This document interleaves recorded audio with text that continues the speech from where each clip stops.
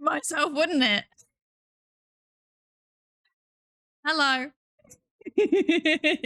Hello, everybody. Hi. How you doing? How you doing? Hello, hello, hello. Who is here? Hello, Potter. I already knew you were here. Hello. Hello, hello. Hello. Who is here? M0. Hello. Hi, Yoavco. Hello, Hunter.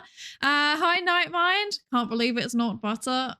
That's me on a daily basis. I can't believe that my life is not butter. Why is my life not butter? I question it. It's a big philosophical question, I think. Hi, Orishiro. Hello. Here for the ASMR paper reading lullaby. There ain't gonna be no ASMR today. There's no ASMR today. I'm not doing it. I refuse. There's no ASMR. Hi, Talarian. Hello. Hello. Hi, Fi. Hello. Hello, Retty. Hi. How are you doing? Who else? Hi, Bobo. Hello. Yes. Look who's streaming. Who could it possibly be? I don't know. Bye. I don't know. Bye. It's not me. I'm not streaming. Yeah. Hello, Astral. Hello, hello. In the middle of cooking. Enjoy. I hope you have a good dinner. I'm not gonna lie.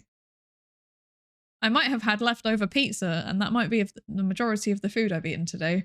I'm an adult. I can't be stopped.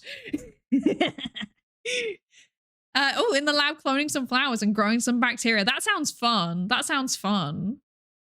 Cooking cordon bleu. What is that? What is that? I don't know what that is. I'm gonna find out. Cordon bleu. I'm not civilized. I don't know what these things are. All I know is fish and chips. Oh. That looks fancy. Wait. So it's meat. And then it's meat. No, it's meat. And it's cheese, and then it's meat, and then it's breading, and then it's fried. I see. I see. I would not eat that. But sounds tasty. Sounds tasty. Enjoy your cooking. I hope it goes well. My horoscope is biology. Extremely relatable. My horoscope is... I can't think of anything off the top of my head. I was going to say my horoscope is psychology, but low-key that kind of just plays into stereotypes about the field. So I'm not going to say that. I'm not going to say that. Hello, Guns. Hi. Hi. Hello, Jedi Cyberpunk. Hello. Hello. Did you sleep well? I did indeed, actually. I slept pretty well last night. I've been sleeping good. I've been sleeping for like a solid 7 days. I'm not going to lie. I have spent most of my time just either actually asleep or like awake, but in a questionable state of awakeness because I'm watching YouTube videos. Yeah. Oh dear. Hello, Robert Brown. Hi, how are you doing? How you doing? What's cognitive traits? We will get to that in a second, Yoavco, but it's like very brief summary is like personality and how you process information and stuff. Yes. Hi, Bushy. Hi, how are you doing? We just secured some first harvest tea from Uji, which is Japan's region for tea. My swordsmanship sensei really made it sound like we were trafficking illicit substances.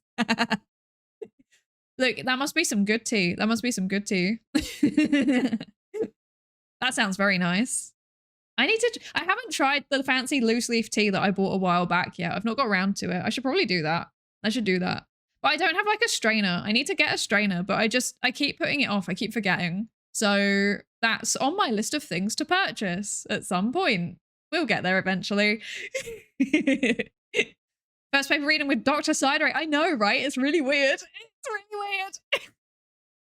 It's so weird. Now I have to pretend that I actually know what I'm talking about. This is terrible. This is terrible.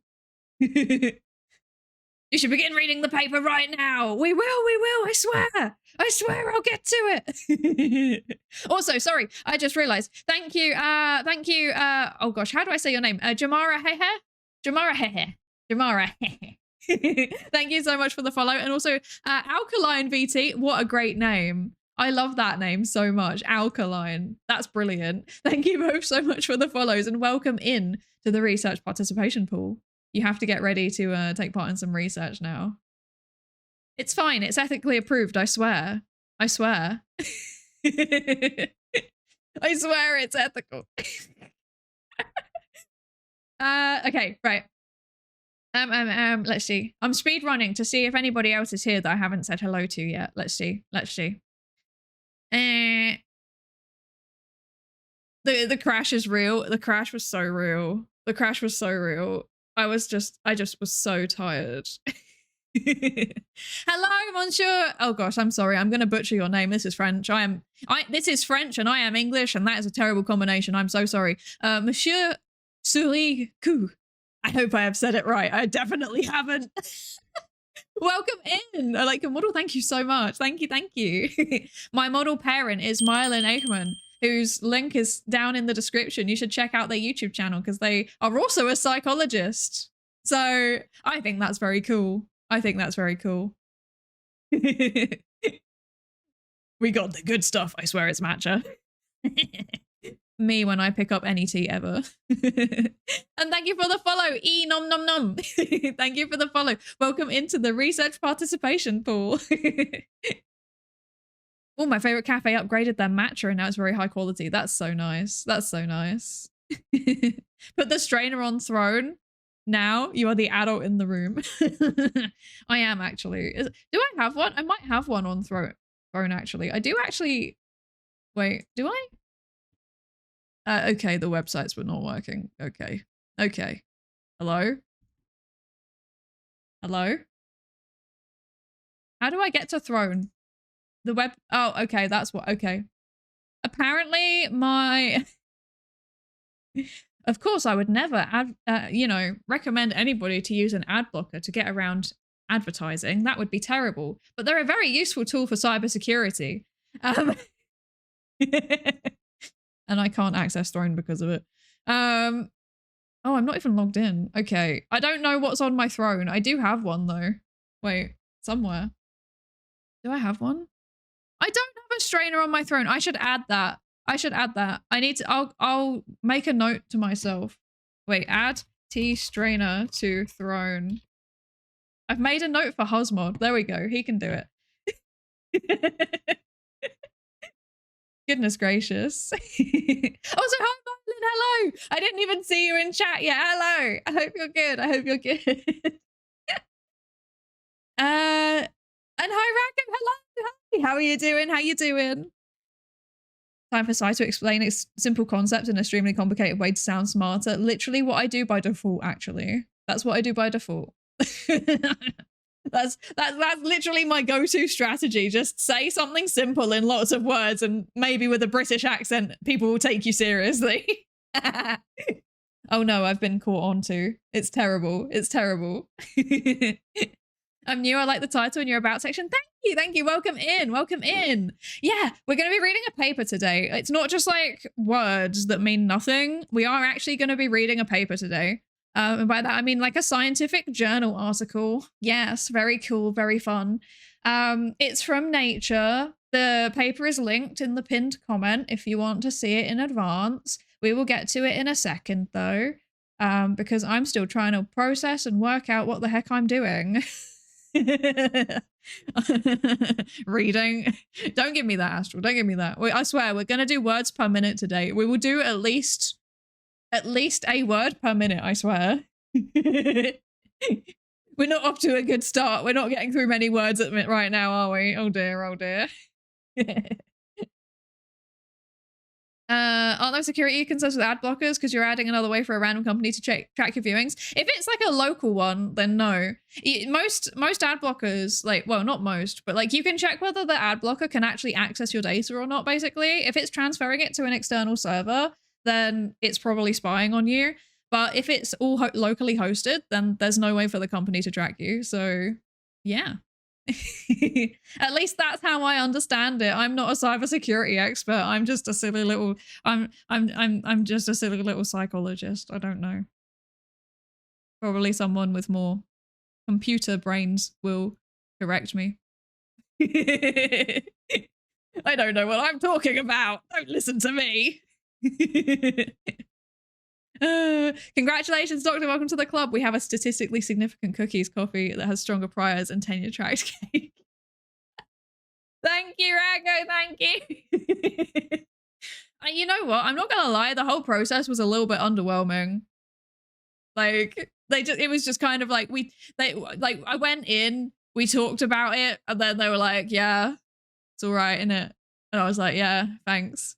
So it's good to hear, innit? They were like, okay, you are doctor now. I was like, okay, thanks. And then we went out and ate burgers. So no, it was fun. It was fun. I had a very good panel, so I was very happy. We're going to be reading a paper. To be fair, we will attempt to read it. No guarantee we will pass the abstract. This is true. I can't deny it. Also, thank you for the lab safety register check-in, Swizzlick. I hope you're okay. I believe in you. Thank you, Mylin. I'm glad somebody does, because I certainly don't. And Astral clearly doesn't. Nightmind clearly doesn't. Well, we all know we're not going to get past the abstract, but yeah. Better than Adblocker is disabling JavaScript. I have one that does both, so yeah. Yeah.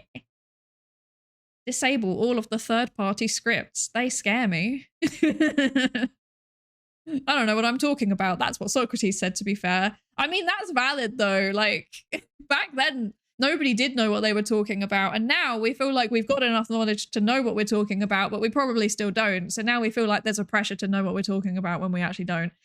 Yeah. I just don't even pretend. I'm just like, I don't know anything. I know a lot about the very specific niche topic that my PhD thesis is on, and maybe like a few other things. And then aside from that, I've like, I don't even know where I am most of the time. So I don't even know what day it is. I'm not going to lie to you. I've been watching YouTube videos and staying up late for the entire, I've been having like a bit of a break. Had some time off work. I don't even know what day it is. It's Tuesday. I walked into that one. It's Tuesday. Okay. I walked into that. I deserved that. Okay. Okay. For me, it was just another presentation. The only thing that was different about my defense was my primary advisor, who's a character, brought in a gong to signal the start and the end of the defense. That's amazing. That's very good. So I had like a British style one, right? So it was like the closed committee, and it was like 3 people, but 2 were examiners and 1 was just observing. And yeah, it was literally just talking. I think the most, like, they were very fun people though. Like, I had good people, so I'm not mad. Like, I'm very, very happy. Didn't even have to do a presentation though, so that was that. Doing a presentation sounds kind of fun, but also like kind of effort. I don't really want to have to sit there and summarize everything that I've done in 4.5 years in like 15 minutes. That's tiring. I'm not about that life. Yeah. Did they ask you questions about the dissertation? They had to have read it, right? Yeah, they did read it. They read it very thoroughly, actually. They read it very, very thoroughly. Yeah. They read it so thoroughly that I was like genuinely impressed. So yeah. Psychology feels hard to be definitely sure you know what you're talking about, but so is security technically, because hardware is so complex with all the software on top. That's so true. When it's like a complicated system of any kind, you can't really act like you're actually confident about anything. And that goes for people, and it also goes for many engineering systems, I suppose. They should get intimidating robes to unnerve the defendee.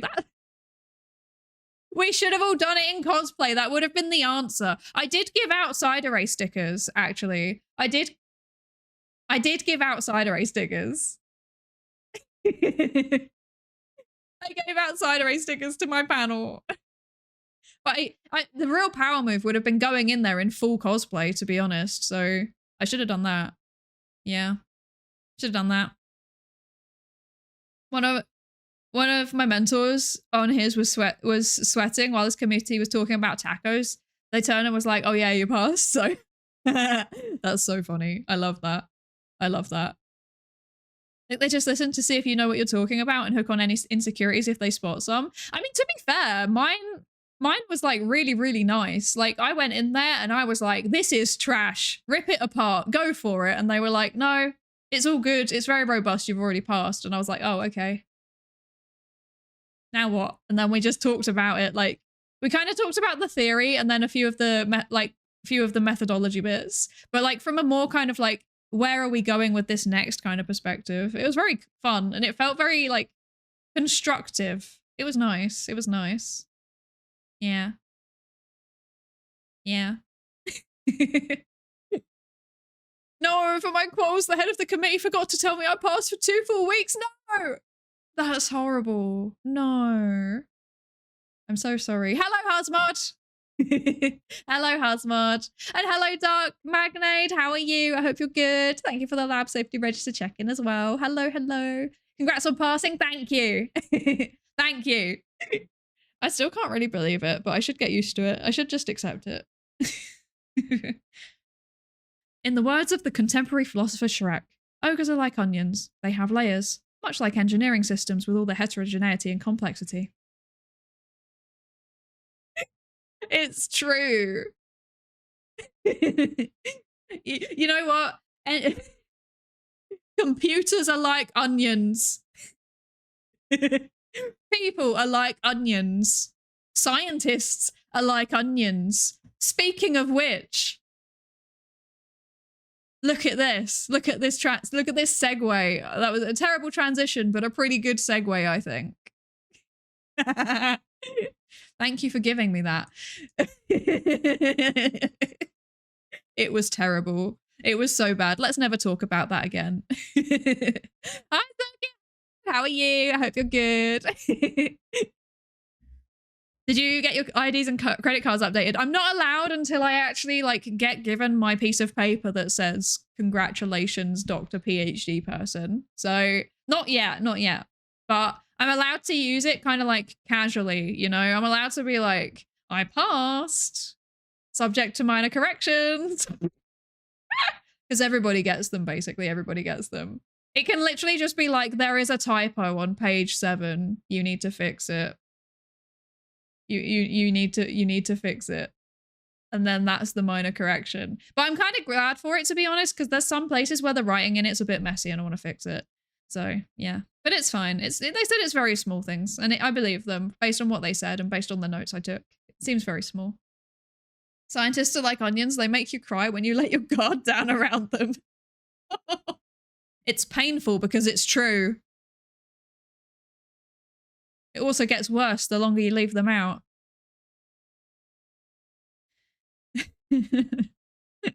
Oh gosh.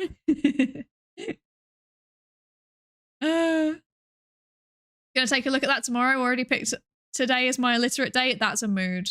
That's a mood, Dharma. Also, welcome in. I hope you're good. That's a mood. We're gonna do our best though. We're gonna do our best. We're gonna do our best.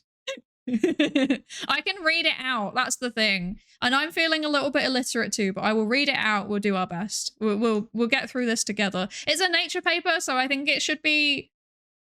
The thing about psychology nature papers is that they tend to be fairly like clearly written. So I think this will be fine. I think this will be fine. Yeah. So it's like you defended on Sunday because your supervisor forgot about the deadlines and didn't reply to emails. It worked out in the end, getting a master's student. Okay, first of all, congratulations. Second of all, that is a very academia thing to happen. What the heck? Oh dear. That is the most academia story I've ever heard. But yeah, massive congratulations. Well done. Well done.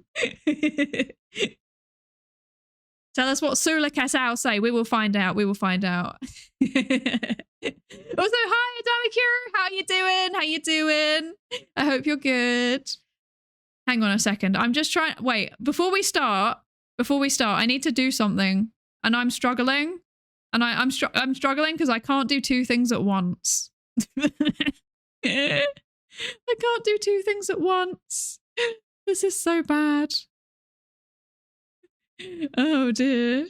Who's on words per minute duty? That's the real question. That's the real question. Who is on words per minute duty? Who's taking on this responsibility today? Because I think 0. Okay, thank you, Hasmod. Yes, 0 words per minute, of course. Because I think Astral said that he's cooking at the minute, so he might not have access to his beautiful spreadsheet. Oh dear.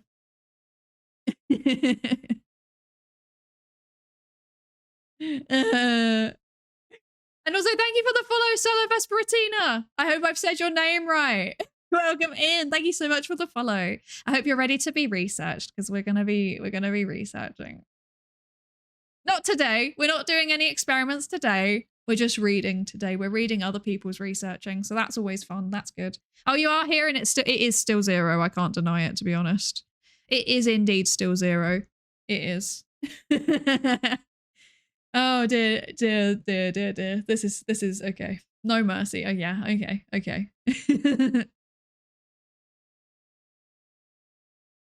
Okay. I said it right. Let's go. Let's go. I'm glad. Okay. Paper. Right. We're reading now. We're reading. It's time to read. I won't let the 0 words per minute naysayers control this stream. Okay. So today we are reading Differences in Psychologists' Cognitive Traits are Associated with Scientific Divides. And this is published by Justin Sulik and colleagues in Nature Human Behavior. It came out, when did it come out? Very recently. It was, oh gosh, there was a big gap between when it was received and when it was published, but that's fine. That happens sometimes. It came out about a month ago. Good stuff. Okay, wait, it was a month. Yeah. I'm not messing up my timelines too badly. Good. Excellent. I still know vaguely where I am and what I'm doing. Excellent stuff. Okay. So, scientific research is often characterized by schools of thought. We're messing up the reading on literally the first line. This is a good start. Excellent stuff. Scientific research is often characterized by schools of thought. We investigate whether these divisions are associated with differences. One of my kitchen appliances just beeped ominously. I'm scared. Everything is trying to stop me from reading. What the heck? Okay. Scientific research is often characterized by schools of thought. We investigate whether these divisions are associated with differences in researchers' cognitive traits, such as tolerance for ambiguity. These differences may guide researchers to prefer different problems, tackle identical problems in different ways, and even reach different conclusions when studying the same problems in the same way. We surveyed 7,973 researchers in psychological sciences and investigated links between what they research, their stances on open questions in the field, their cognitive traits and dispositions. Our results showed the researchers' stances on scientific questions are associated with what they research and with their cognitive traits. Further, these associations are detectable in their publication histories. These findings support the idea that divisions in scientific research... These findings support the idea that divisions in scientific fields reflect differences in the researchers themselves, hinting that some divisions may be more difficult to bridge than suggested by a traditional view of data-driven scientific consensus. Very cool. Very cool. Okay. Wow. Correctly assumed that in the first 30 minutes we would still be at 0, so I didn't rush to finish cooking. You were correct. Housemod's doing a little dance, by the way. He agrees. Also, Housemod says that there is a thing on Throne now. There's a tea strainer on Throne now, so there you go. There you go. Oh. I'm not okay. I'm breaking things. I'm gonna have some water. Wait. Gonna have a lot of thoughts on this paper, aren't I? I think we're both gonna have a lot of thoughts on this paper. I'm gonna try and control myself a little bit. I'm gonna try and control myself. But it sounds like an interesting... It sounds interesting. I'll leave it at that for now. Yes. I love anything related to psych, but I can't major in it. It's so interesting. It's okay. Obviously, I have done this for like, I do this as my job now, which is kind of wild. And I still find it interesting. So I agree. I mean, I don't know what are your circumstances around why you can't major in it, but yeah, I know it's not available to a lot of people for various reasons. But then you're in the right place. Like that's why we want to read through the papers, right? So that other people can enjoy it too. Yeah, we can all learn together. The paper's been removed. Housemod, put the paper back. Oh my gosh. The paper's been removed in favor of the words per minute. Terrible, terrible behavior. Oh dear. Big difference between you and me then. I would deliberately not control myself. Well, the thing is that I want all of you all to put in your thoughts as well. And I don't want to guide it too much, you know. I want people to tell me what they think and then we can think about it together. But I do have some thoughts. My initial thoughts after reading this abstract is that, yeah. Yes. My gut instinct, and this is showing my biases, right? This is showing my biases. This is showing how I've been trained. The way that I see a lot of differences, to me, it often aligns with other sets of belief. So this can even be as simple as like, you have certain experiences and therefore you're interested in researching them. So I wouldn't be surprised if there are also certain traits that link up with certain types of research interests. We see it already in a lot of fields, especially in social sciences, where people's personal inclinations in various ways tend to guide their research questions. I'm purposely being vague because I have a feeling that what I'm thinking specifically, I know for a fact, Racco, that you've written like a preprint about it recently. That's the thing that I'm thinking of. But I have a feeling there's a non-zero chance this might be mentioned in this paper. So I don't want to spoil it, but yes. Oakplant FPS, hello, hello, how are you doing? After so long, we're back. I am indeed back. Maybe a bit more regular now that I don't have a, entire thesis to fight. I would attempt to control myself and fail. That's a mood. That's a mood. I'm already wondering if they accounted for training. Yeah, same, to be honest. Because, like, obviously, yeah, like I see everything as like, I see everything as like intergroup dynamics or as politics or as like certain types of like information processing, because those are the things that my training has focused on. I see things as social psychology problems. Isn't that wild? Economists see them as economic problems. Isn't that wild too?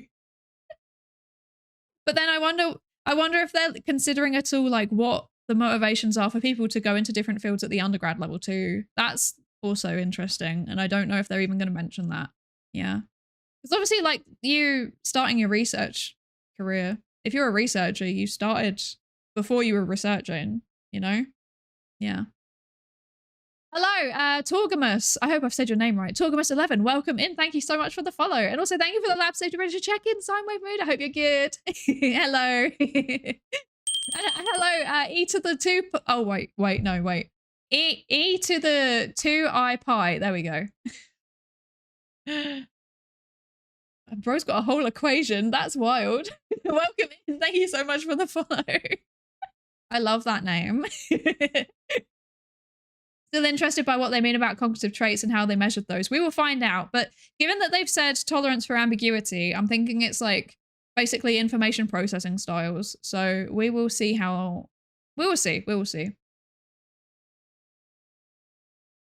As someone who's done surveys of researchers, they have my full sympathy for the agony they undoubtedly endured. That is very, very true. That is very, very true. Yeah. Researching like scientists is painful. It's genuinely painful. Trying to get scientists to respond to questionnaires. Bad times. Don't hate the premise, but I do wonder what the effect size is. Yeah, it'll be interesting to see, right? It'll be interesting to see. Hi, Leon King FNC. Welcome in. Big surprise, science is not as objective as people think, right? It's almost as though there's people doing the science. We can have checks and balances on the science that we're doing to make it a bit more objective, but fundamentally our research questions are constructed by humans. So, yeah. Let's see. Let's see.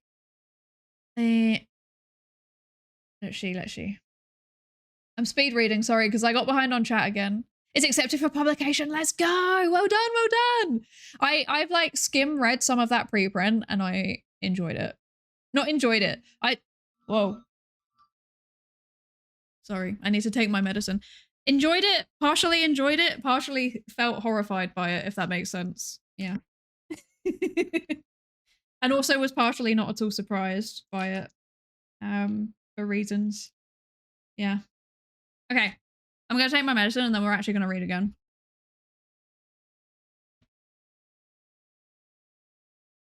Okay. I'm speed reading. If you have a hammer, everything looks like a nail. Exactly. So do you like the pill ASMR? I would like to add that I did this first. The pill ASMR was like a recurring joke for a while because I kept having to take my medicine on stream and then I changed the time that I take it and then the time zones also changed because it was like summertime now. And then now I have to take it because I adjust my alarm for time zones because I'm weird because like my biological clock doesn't change because of the time zones instantly. So I adjusted my alarm. I don't know if I needed to do that. That's just how my brain works. I'm like, if I take it at like 6:30 at one point, then I need to take it at 7:30 at the other point. That's just how it works. I don't even know the right way around off the top of my head, but I worked it out and it seemed like it made sense. It's so extra. It wasn't needed. Oh dear. Placing bets on openness. That would be an interesting one, yeah. That'd be interesting to see if that's there.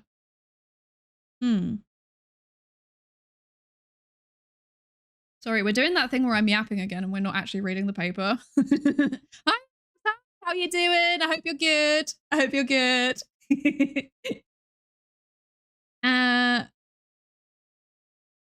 Let's see. Hang on, I'm literally just speed reading, sorry.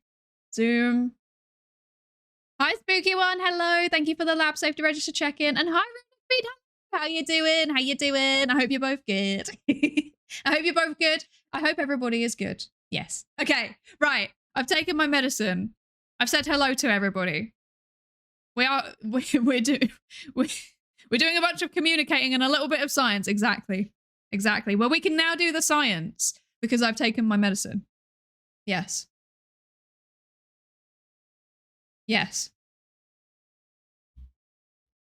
Okay. Right, let's do the science. This is okay. Speedrunning and PhDs definitely go hand in hand. We do the opposite here. We will be lucky if we get to page 3. I'm not gonna lie, but we're gonna do our best.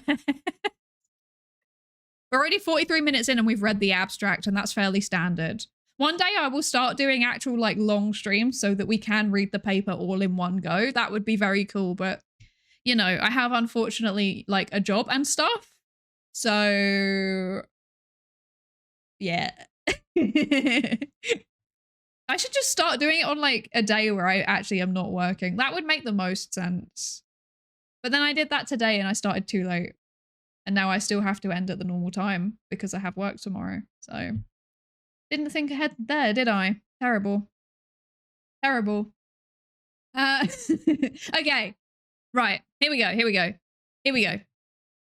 The view of science as the objective pursuit of knowledge suggests that when scientists are faced with the same data, they should reach the same conclusions. On this view, disagreements between scientists are driven by differences in what they know. As data build up and knowledge gaps diminish, so should disagreements. In many cases, this normative or pro-epistemic view is justified. Certain areas, clearly disconfirmed by data, have all but vanished. For example, the Ptolemaic Earth-centric view was displaced by the Copernican heliocentrism.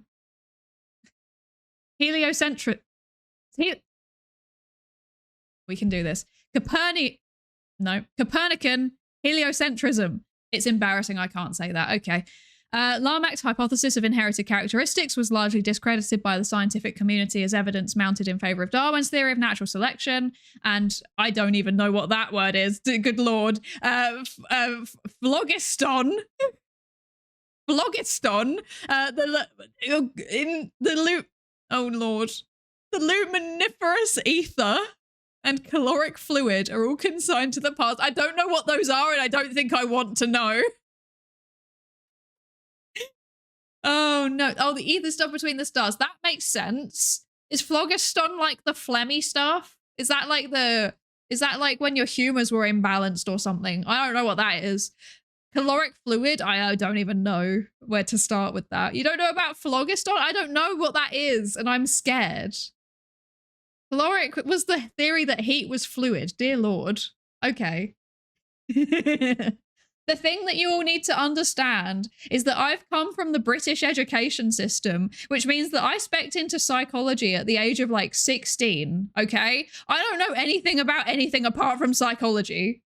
I literally know nothing about anything apart from psychology and cute girls doing cute things anime. That is my entire bank of knowledge that I'm drawing on. Like... yes, the humors. I see. Yes. And beans. I know a lot about beans, actually, to be fair. I do know a lot about beans. Wouldn't have heard about it in my regular school system. Okay, I'm glad it's not just me. To be fair, they're wrong theories, and they've known to be for at least a century. See, this is the thing. I don't focus on historical misinformation. I focus on contemporary misinformation. So...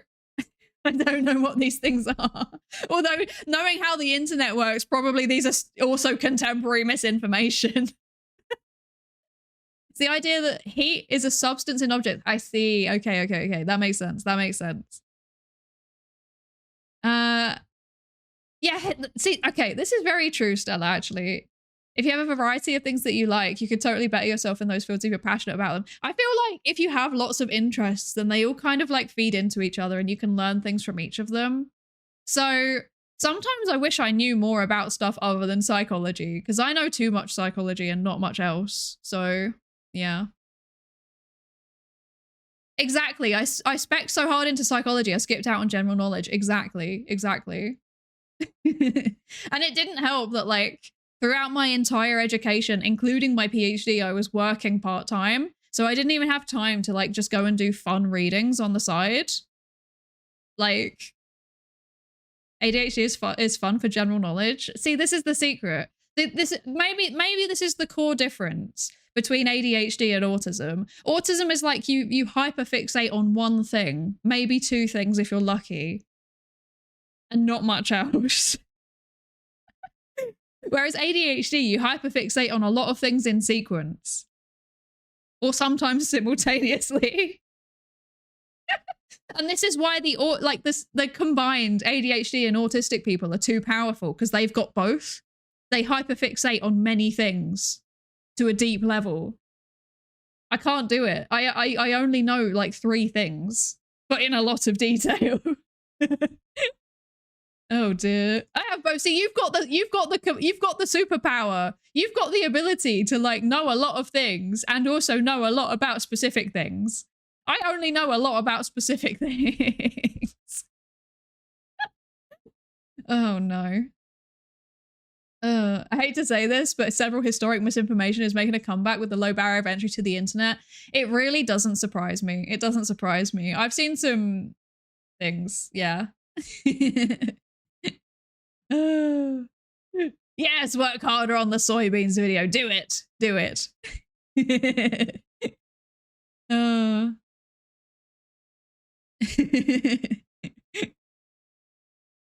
For ADHD, the ADHD breaks your hold on one topic, so you research a random topic for 16 hours. See, that sounds really fun, but I just can't do it. I try to learn about more things, and then I just get drawn back to the thing that I'm interested in. Which is fine for me, because I've made a career out of it, but like, I don't know. Sometimes I wish that I could be interested in more things, you know? So sad. Oh dear. Intrusive thought, gifted subs per word per minute. That's a really cursed subathon idea. That's a really cursed subathon idea. Unless Okay, let's actually just let's get back into the paper. Otherwise we're going to be on 3 words per minute again. Okay. So while some disagreements are resolved by data that unambiguously supported one side or the other, many controversies persist and became entrenched schools of thought. For example, social sciences are divided by factions that favour social constructivism versus biological essentialism, dispositional versus situational explanations for human behaviour, and biological reductionism versus theories that emphasise social and cultural causal autonomy. Yes, this is very true. As a social psychologist, I am very squarely on the social constructionism and situational explanation side, and social and cultural causal autonomy. I mean, the reality is that like the middle, it's somewhere in the middle. We all know it's somewhere in the middle, but I must fight, you know? I must fight. Thank you for the follow, 14B Junji. Welcome in, welcome in. And also, hello, Prismatic Pixie. Hello, welcome in. I hope you're good. I hope you're good. And also, thank you for the follow. 14B Junji and Prismatic Pixie, you're now both in the research participation pool. So I hope you're ready to take part in some research. Don't worry. It's all about social constructivism, I swear. Yes. Maybe ethics approved, who knows? One day I might even get ethics approved. Wait, no, what? I swear I am ethically approved. Okay, I have the IRB approval, I swear. Okay. My appliances are beeping again and I feel concerned. Did I ask? Did I ask for your input? Okay. Right. I find it really intriguing. I'm gonna cry.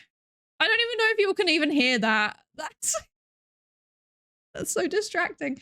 I find it really intriguing how us as humans like really different topics, and like practically everything we like is controlled by our environment, genetics, etc. Made me think that we don't get much free will.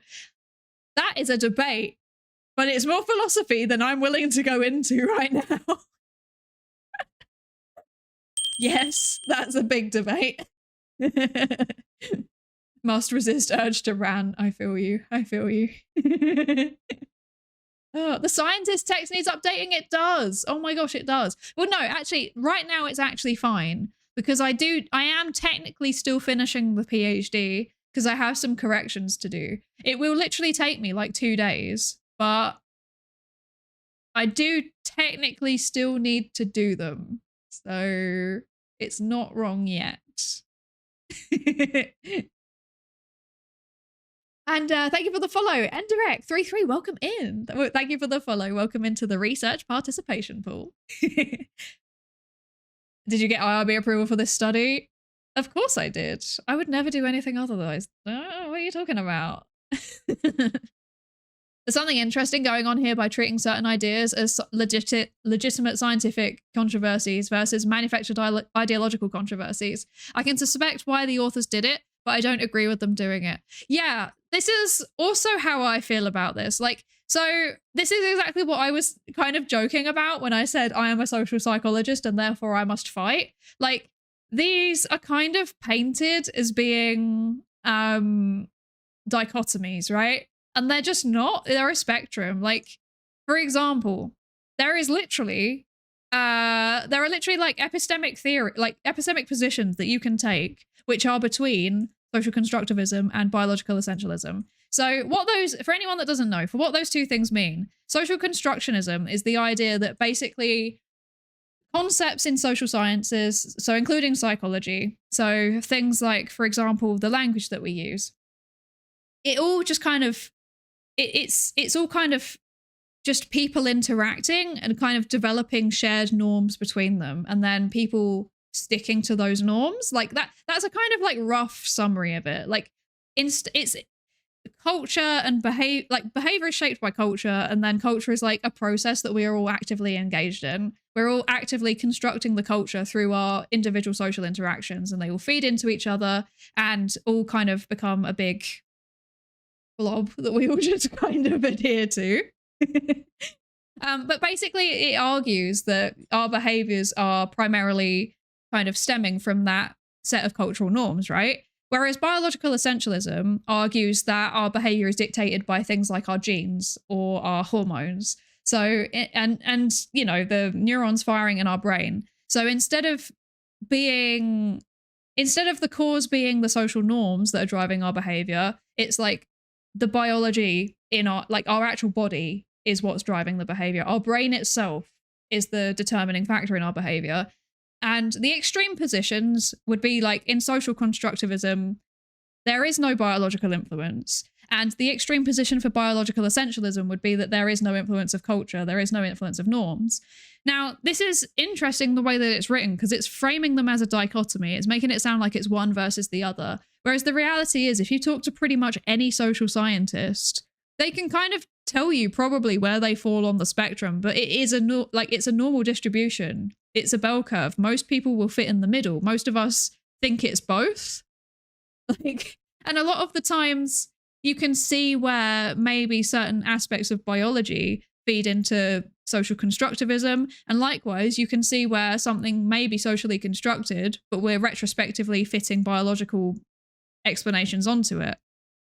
So I guess a good example of this is there's like a theory that's called like sex role theory. And the idea of it is that, so the premise that you need to understand for this one is that there's like biological sex, which is basically like, you know, the reproductive stuff and like the sexual dimorphism stuff, as in like the hormones that your body produces, the gametes that your body produces, stuff like that. So basically, like, do you get pregnant or do you create sperm? That's like the biological essentialist summary of that, right? Obviously, it's more complicated than that. Like, you know, hormones, there's a range. Like, things work more complicated than that.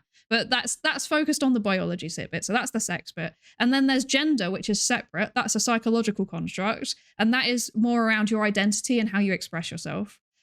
So somebody, for example, might be biologically female. They have like ovaries, etc. But then they identify as not a woman. Could be whatever. Could be non-binary. Could be a man, whatever. But they express themselves in a masculine way. They identify in a masculine way. Oftentimes that means that they might feel like uncomfortable with the sex part. But the majority of people, their sex and their gender match up. So, you know, like me, for example, I'm a woman. I'm also female. So yeah, they match up. But because of that, there's like a essentialist element of it where people assume that the two things are automatically the same thing.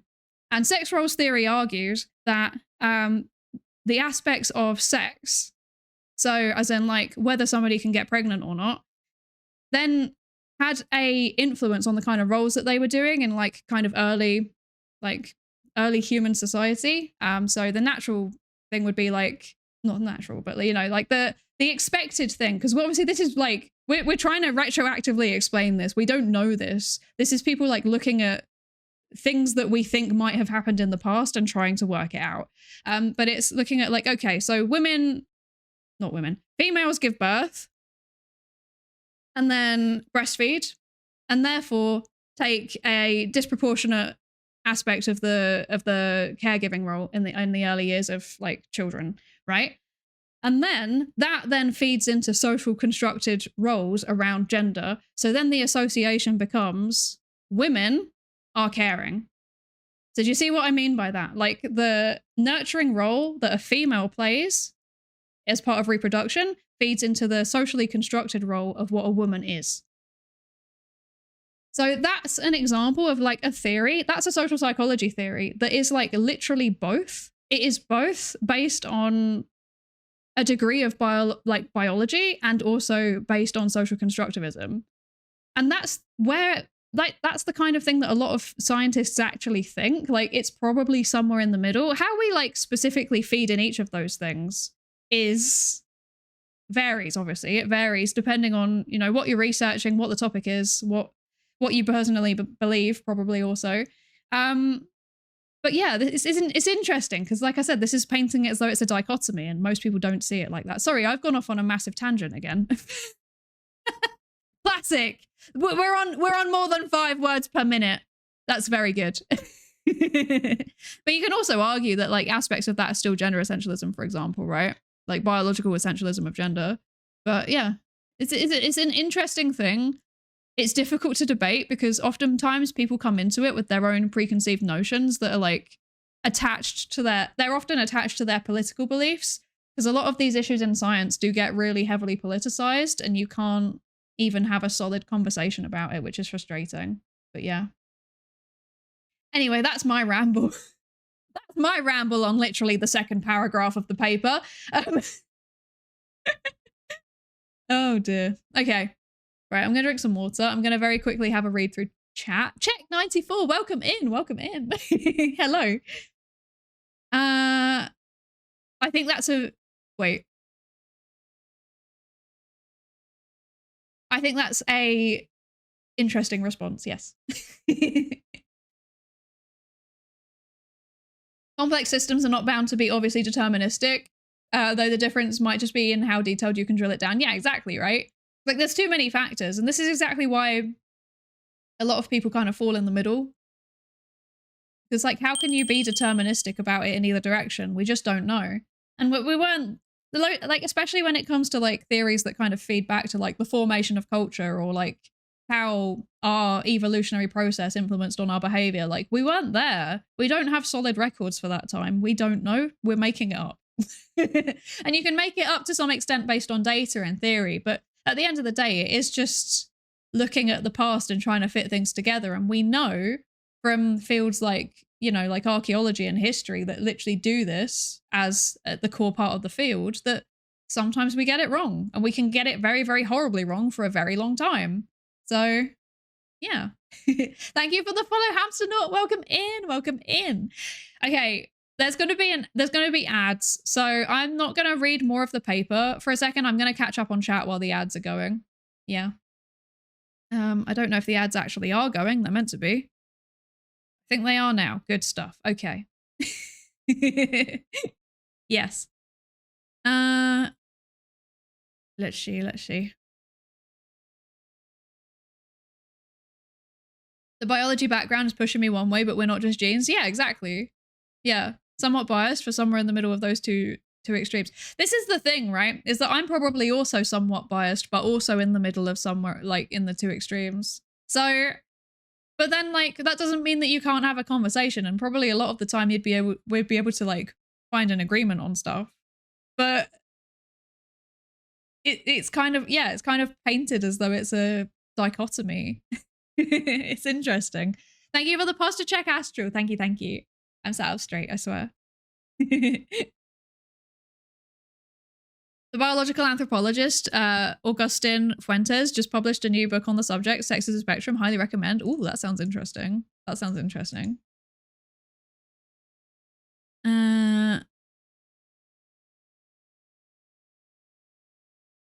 Gender theory is complicated. Yeah.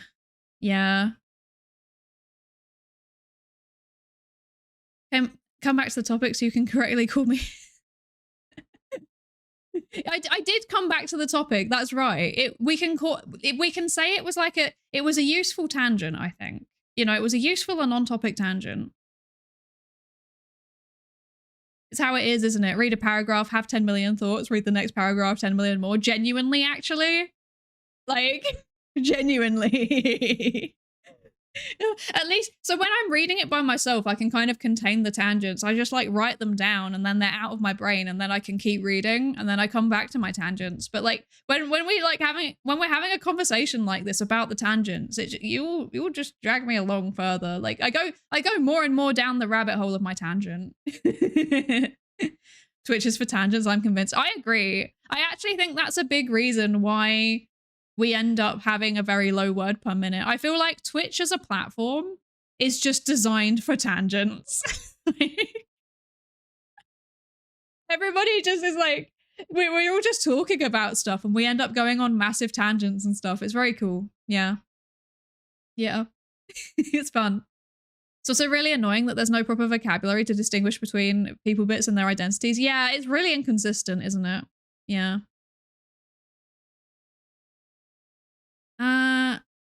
Yeah, the APA does have rules, but most people don't memorize the whole manual. That's very true. The American Psychological Association, or psychiatric, I don't remember whichever, does have rules on it. I always forget that they have rules because the British Psychological Society also has their own rules, which I tend to remember a bit easier, but also don't remember half the time. And I always have to cross-reference it. And if I'm just talking, I kind of forget because the way that people talk about it in day-to-day life is very, very different to how I'm meant to talk about it as a psychologist.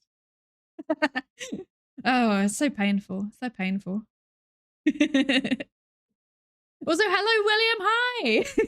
Hello, how you doing? This channel really is the antithesis to brain rot. I feel like I am just like brain rot racked up in a pretend academic package. Let's be honest. It's still brain rot. Or maybe, I don't know. I feel like I am just like a little bit of brain rot, maybe. Maybe like, I mean, I always say we've got 3 neurons, so maybe the rest of it rotted and we're clinging onto the 3 neurons for dear life. Oh no. I say a lot on stream that DNA is not destiny. That's, yeah, right? This is the thing that people keep, okay. This is the thing that I feel like is quite borderline dangerous, potentially, sometimes, about when people get into the thinking that like behavior is all just genes or that behavior is all just socially constructed. Either way, it kind of takes away your autonomy if you're not careful about how you talk about it and how you think about it. So, and at the end of the day, I'm a psychologist. I think that people function psychologically within systems, be it the system of their genes or the system of culture or whatever. So that makes me nervous. Yeah. Congratulations. This is the fastest words per minute you've had 1 hour into stream. All the others were 0. Sounds about right. Sounds about right. How bad would it be to structure the stream as first reading the paper together with chat and making notes before going through the notes topic by topic at the end? That would be no fun because then we can't go on tangents. So the tangents are what makes it fun. I mean, it might work. I feel like that format would probably work better on YouTube. That's my thinking, because if you go through the whole paper without going through the tangents while you're on stream, while you're on Twitch. Wait, no words. Wait. Okay. So my understanding of like Twitch and YouTube as streaming platforms is that Twitch, it's better for you to kind of set up the stream in a way that it's easy for people to join wherever you are in the stream.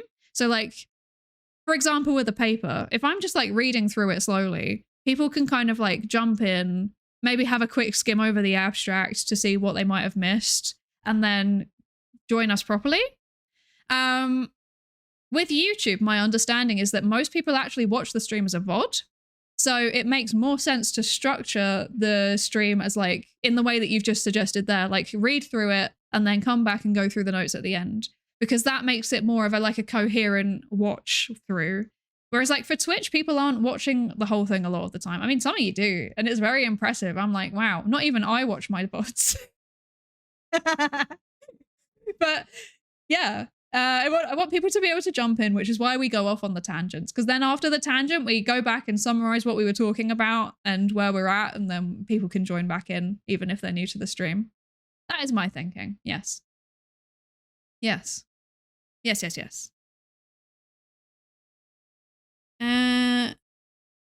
Okay, I think 2 of the neurons are fighting while the third points and laughed. That's true. That's true.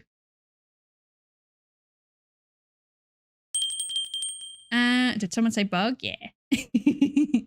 Bugs are always welcome here. Also, hello Distilled Nuance. What a great name. Thank you for the follow. Welcome in. Welcome in. Twitch is a pub where we're walking in and after work. YouTube is studying. That's true, actually. Yeah, I think you've said this before to me, right? That Twitch is kind of like hanging out at the pub after work, and maybe you're all chatting about a paper, or maybe you're just talking about the game that you've been playing or something recently. I like that analogy. I think that's very cool. It's totally alien to my concept of non-lecture interactable streams. I mean, I think all of the formats have their place, right? Different people have different preferences, yeah. Yeah, it's more casual for chatting, exactly. Hello, Erin Copper, hello. A lot of people who only stream on Twitch will post heavily edited VODs on YouTube to make the stream of consciousness into something more akin to presentations or a structured thing. Yes, see, that's the smart thing to do. That's the smart thing to do. I like that you have a Giga emote, because I feel like Giga is particularly very, very good at doing this. Giga's clips are so good. I love them. So good. Yes. And also, hello, Benami. Thank you for the follow. Thank you. Welcome in. Never seen or watched a Twitch live like this. No means am I complaining. It's just really fun. Thank you, Stella. Thank you so much. We should go back to reading the paper, though, really, shouldn't we, at some point? We should do that. Yeah. I might do streams where you read papers. I like Nogra's approach, who is an academic philosopher who reads short philosophy papers on stream. Yeah. I mean, if you know other people that are doing it, that's always very cool. I've never heard of Nogra, though, actually. Yeah, I probably have to see it to understand it. The problem is that a lot of psychology papers are really long, to be honest. Like, we're not good at doing concise papers. So, yeah. Yeah. I think you summarize why I prefer YouTube. I never go to the pub after work. What can I say? I'm just too British. This is why it works for me. I'm too British. Oh, dear. Like the first playthrough aspect of these paper readings. Yeah, I enjoy that too, to be honest. I enjoy that too. Because genuinely, like, most of the time I've read the abstract and that's literally it. I don't actually know what's in the paper. So things come out that are like a real curveball that I wasn't expecting, and it makes it more interesting. We're 3% through, good lord. Okay. It's good to keep in mind that being an academic does not disqualify one from humanity. There's room for rot as well as psychology up there. Exactly. See, I did say I know about two things. One of them is psychology and the other is cute girls doing cute things anime. There is so much brain rot, brilliant. Yes. There's so much brain rot up there. And it's entirely just cute anime girls. Oh dear.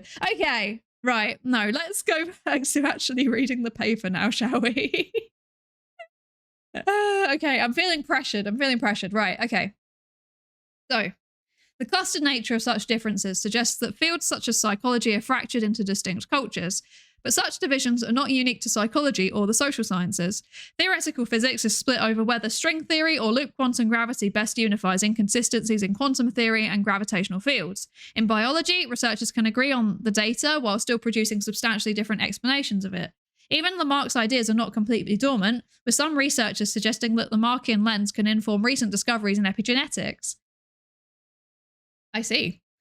What factors determine whether researchers align themselves with one school of thought or another? One possibility is that researchers across scientific division... One possibility... this is what happens when I yap too much and I don't actually read.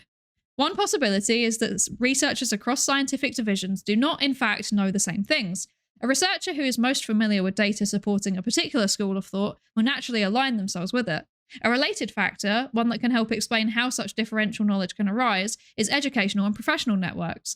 A graduate student finding themselves in a lab that uses a specific method or espouses a specific theory will become an expert in that method or theory and its associated literature while being less knowledgeable of alternative approaches. I feel attacked. It's also possible that academic disagreements persist due to individual differences not directly related to the research itself. For instance, a previous study observed sincere differences of opinion about the inferential value of different research methods for controversial topics in psychology, and sought to explain those differences by appeal to political ideology. However, this approach produced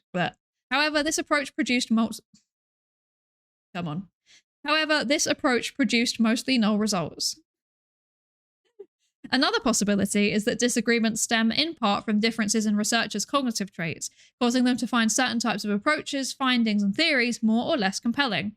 Indeed, scientists inhabiting various factions often differ substantially in their theoretical positions, despite using the same research methods and being aware of the same empirical data. Differences in cognitive dispositions may draw scientists to pursue certain approaches in the first place. After all, most of the time, a graduate student does not simply find themselves in a certain lab, they actively choose it. It's possible... Speak for yourself. I found myself in a lab, and I'm very glad that I did. I absolutely love the place that I've managed to do my PhD training, but I turned up there by accident.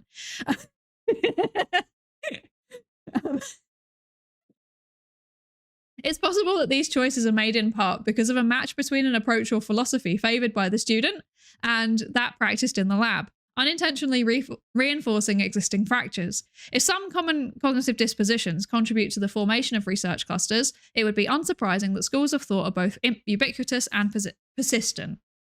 Interesting. Okay, I see where they're going with this. So they're saying that they think the cognitive traits around information processing might kind of be like a sorting algorithm almost. Like it kind of, people that process information in some ways kind of end up going in one direction, and people that process information in another way end up going in a different direction. And that informs their choice of where they study, and then that compounds with the types of knowledge that they're exposed to. Interesting argument. Let's see. Hi, Lankuri, hello. How are you doing? I hope you're good. I'm late, but I'm here. You are indeed. Hello. Something science advances one funeral at a time and plays into paper topic 2 tangentially. It's so true, actually, to be honest. Thank God it's a Psydere stream, so we haven't gotten far into the paper. Wow, it's true. I can't deny it. I can't deny it. It's so true. Me remembering the time a biologist published a paper describing the trapezium rule as if it were a new discovery. Oh, I've seen that happen a few times in psychology, and I was like, oopsie doopsie. We just made a paper about something that we pretended was new, but it's actually something that was already researched in the 70s and we forgot. We just didn't find it because it has a different name. Hee hee. This sounds like my grad school experience. Yeah, I know. I feel attacked. Yeah. Really. Also, hello, flatulence incarnate. Hello. Selection bias. Exactly. Same, honestly. Yeah, okay. It looks like a lot of us who have been to grad school are all feeling attacked by this. That's quite funny. I got kidnapped into my plant lab. I wanted to do bacteria of the rhizosphere and then was abducted by the medicinal plants lab. I mean, look, was it kidnapped or was it headhunted? You were just too good. Correlation does not mean causation. Exactly. It will be interesting to see if they've considered, because I feel like you obviously can't like control for this, right? But you could look at cognitive traits across the career span. So it sounds like when they said they looked at the samples of researchers, it sounds like it might just be professionals, so potentially PhD and onwards. But it would be really interesting to see if you can see some of this emerging in like high school and undergrad as well. That would be a potential way to start to build evidence towards causation. But I don't know if they've done that. We'll see. Probably not. Yes. I should have tried the local library first. Literally just Google Scholar. Me when I'm like, I've discovered something new. Oh wait, Google Scholar. Sad. So sad. To be fair, it's hard to get replications published in psychology. This is so true. This is so true. I'm speaking from experience. Wanted to do LGBTQ plus research and got kidnapped by political psychologists. I mean, to be fair, the two things overlap a fair bit. They do overlap a fair bit, I think, at least in my experience. I didn't get kidnapped by anybody. I forcibly inserted myself. Yes. Anyway.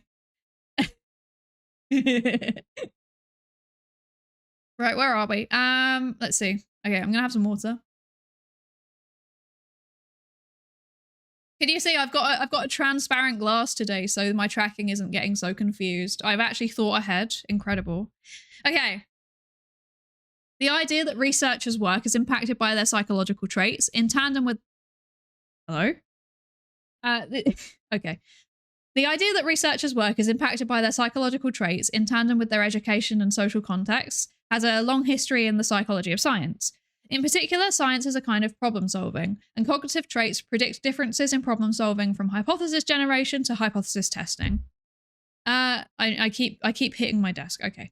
Cognitive traits have been linked to what field someone chooses. Higher systematizing quotients. Oh, okay. Sorry, I couldn't control it. Sorry. Higher systematizing quotients have been associated with people who pursue physical sciences, while empathizing quotients have been associated with pursuing the humanities. Sorry, I can't control it. Okay. Scientists report greater spatial visual imagery than humanities researchers, the latter report higher object visual imagery. Differences in some person...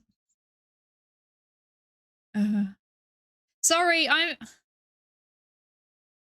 know things about this literature and it's making me go, and I'm sorry. I'll get to that in a second.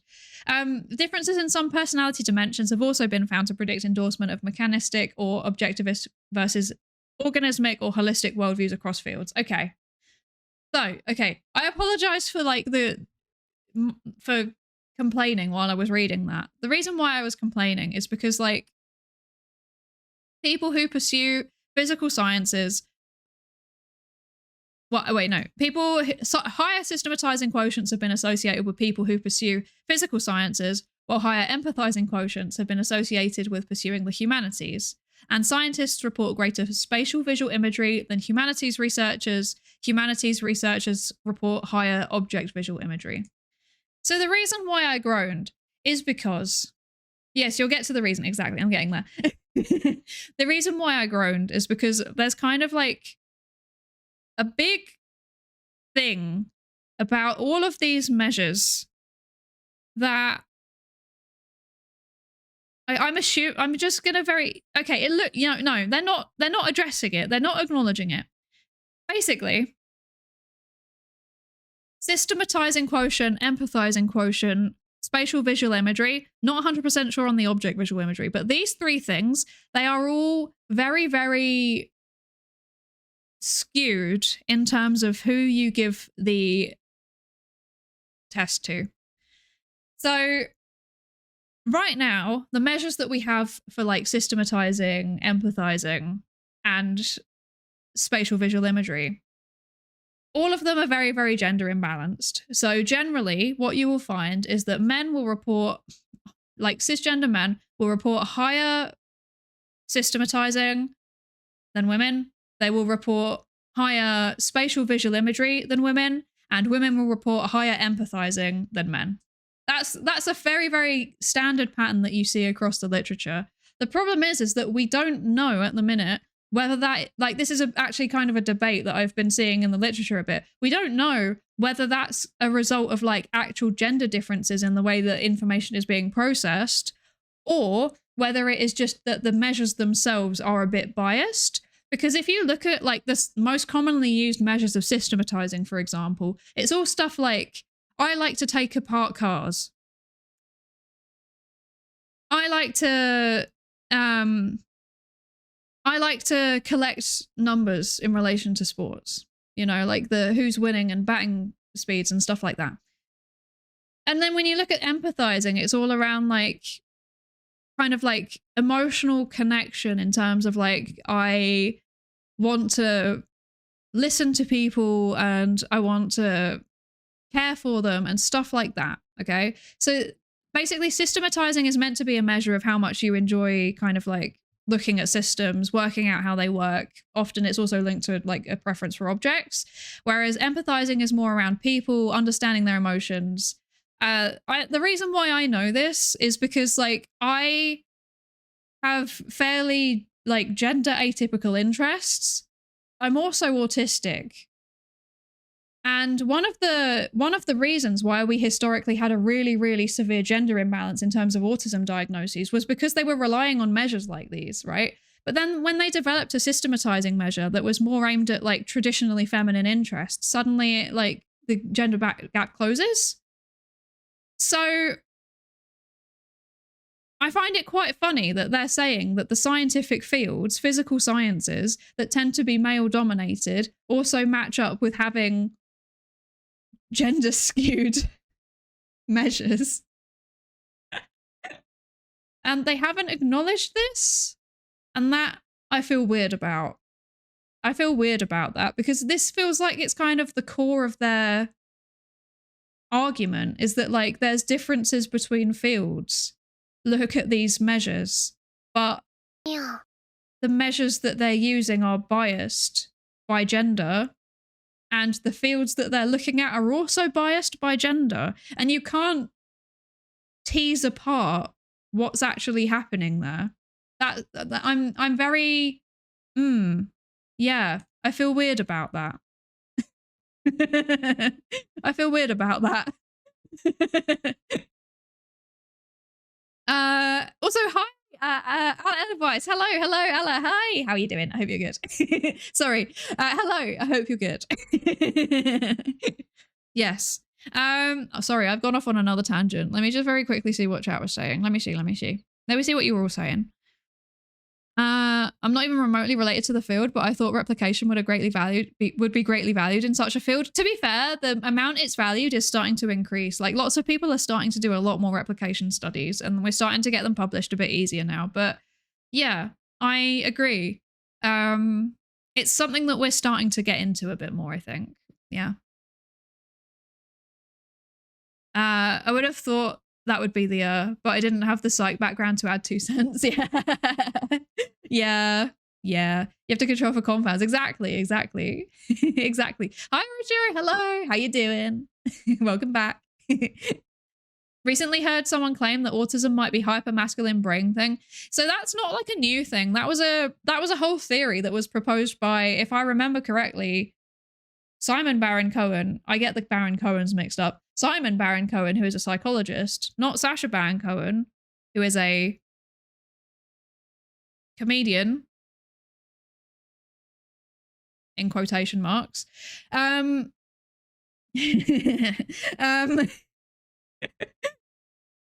no, that's a whole theory. It's like extreme male brain theory that autism is like, yeah, like we don't think that anymore. Goes without saying. Like it was just entirely based on stereotypes. It didn't make any sense. And then it kind of got swapped to like empathizing, systematizing theory, which was arguing that like autism is like an extreme systematizing brain. But then they started doing more research into autistic women and found that autistic women do actually score very highly on empathizing a lot of the time in the same way that non-autistic women do. And then they were like, hang on a second, that doesn't make sense. So now we're kind of like, wow, it's almost like that. It's also skewed. Yeah. Yeah. I would like to see if they, at least see if they explains the variance on top of gender. Exactly. I feel like you can't really draw any conclusions. And obviously we don't know in the papers that they've cited, we don't know if they've like controlled for it. They might have done, but like, I'm not sure if they have. Not convinced. Hi, Woodsticks. Hello. How you doing? I hope you're good.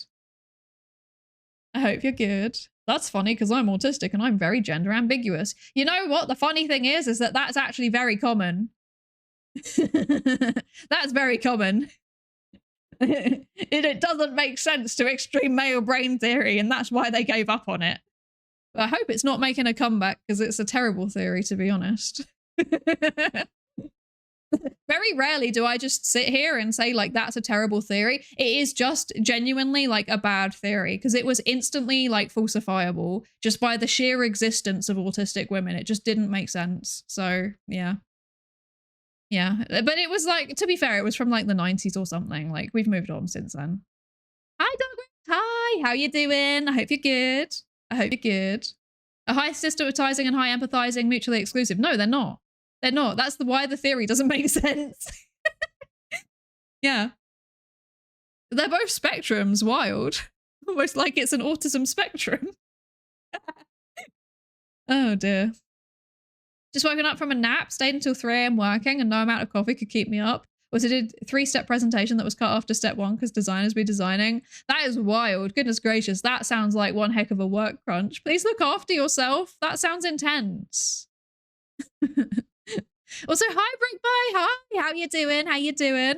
Just got randomly recommended. Hello. Hi. What am I doing there? I don't know why I'm there. Hello. Welcome in. Autism is when you are cool and funny and everybody loves you and you're smarter than everybody. I wish that that was true. I wish that that was true. Would have made my life a lot easier. And thank you for the follow, Brick Bye. Welcome into the research participation pool. Psydere talks about autism with dudes and chicks. Me looking at myself and then the angry little Korean woman sitting beside me watching the stream. Yes, yes. Yeah. Yeah. Feel like autism might be as varied as cancer if the analogy makes sense, but we don't know why yet. Yeah, I mean, it's an umbrella term, right? Like, I mean, cancer is also an umbrella term. What else is an umbrella term? There's many things. Many things. Many such cases. Oh, gosh. Good, just ran a race and I'm happy with that. I hope the readings go well. Well done! Congratulations. I hope your race went... What? I hope your race went well. Thank you. The reading's not going on well. We're going on page 2 as always. We're literally on page... We're on like the 4th paragraph. It's the same as always. I haven't seen the hypermasculine autism, male autism thing in the pipelines, but other pseudoscience stuff on the TikToks. Yeah. See, I see in pseudoscience around autism on TikTok is really, really, really interesting because I feel like there is a lot of pseudoscience that is like, you know, like the kind of like traditional anti-autism stuff, you know, like, oh, you know, vaccines bad and children struggling and children are struggling, but you know what I mean, like autism rates are going up and it's a terrible thing, autism fundamentally bad, that kind of pseudoscience. But then TikTok's really interesting because I also, from what I've heard and from what like the TikTok compilations that I've seen on YouTube, there's also like a lot of pseudoscience in the other direction. Like there's a lot of neurodiversity pseudoscience, which in itself is so interesting. I would love to dig into that. I want to actually do like research on this, but I don't use TikTok, so I don't know how to research it, and it's really frustrating. Like there are so many people that are like, oh yeah, this is a sign of autism. And then it's literally just like anything. It's anything. And then they're like just, I don't know, coming up with entire theories of neurodiversity that just like aren't based in the literature at all. They're just kind of just saying it, and like because they've said it, it's true. It's wild, but I don't know how to even start with this. You saw a poster on it? Oh, please, please, please send me that. If you can find it, please send me it because I would love to read that poster. Because I keep seeing it and I'm like, how, wow, I can't do anything with this. I've seen a pattern and I can't do anything about it and it's bothering me. Oh dear. I don't follow. If the claim was that the autism was high systematizing, why does having high empathizing undermine the claim? So the initial claim was that men specifically were more likely to have autism because they had higher systematizing, right?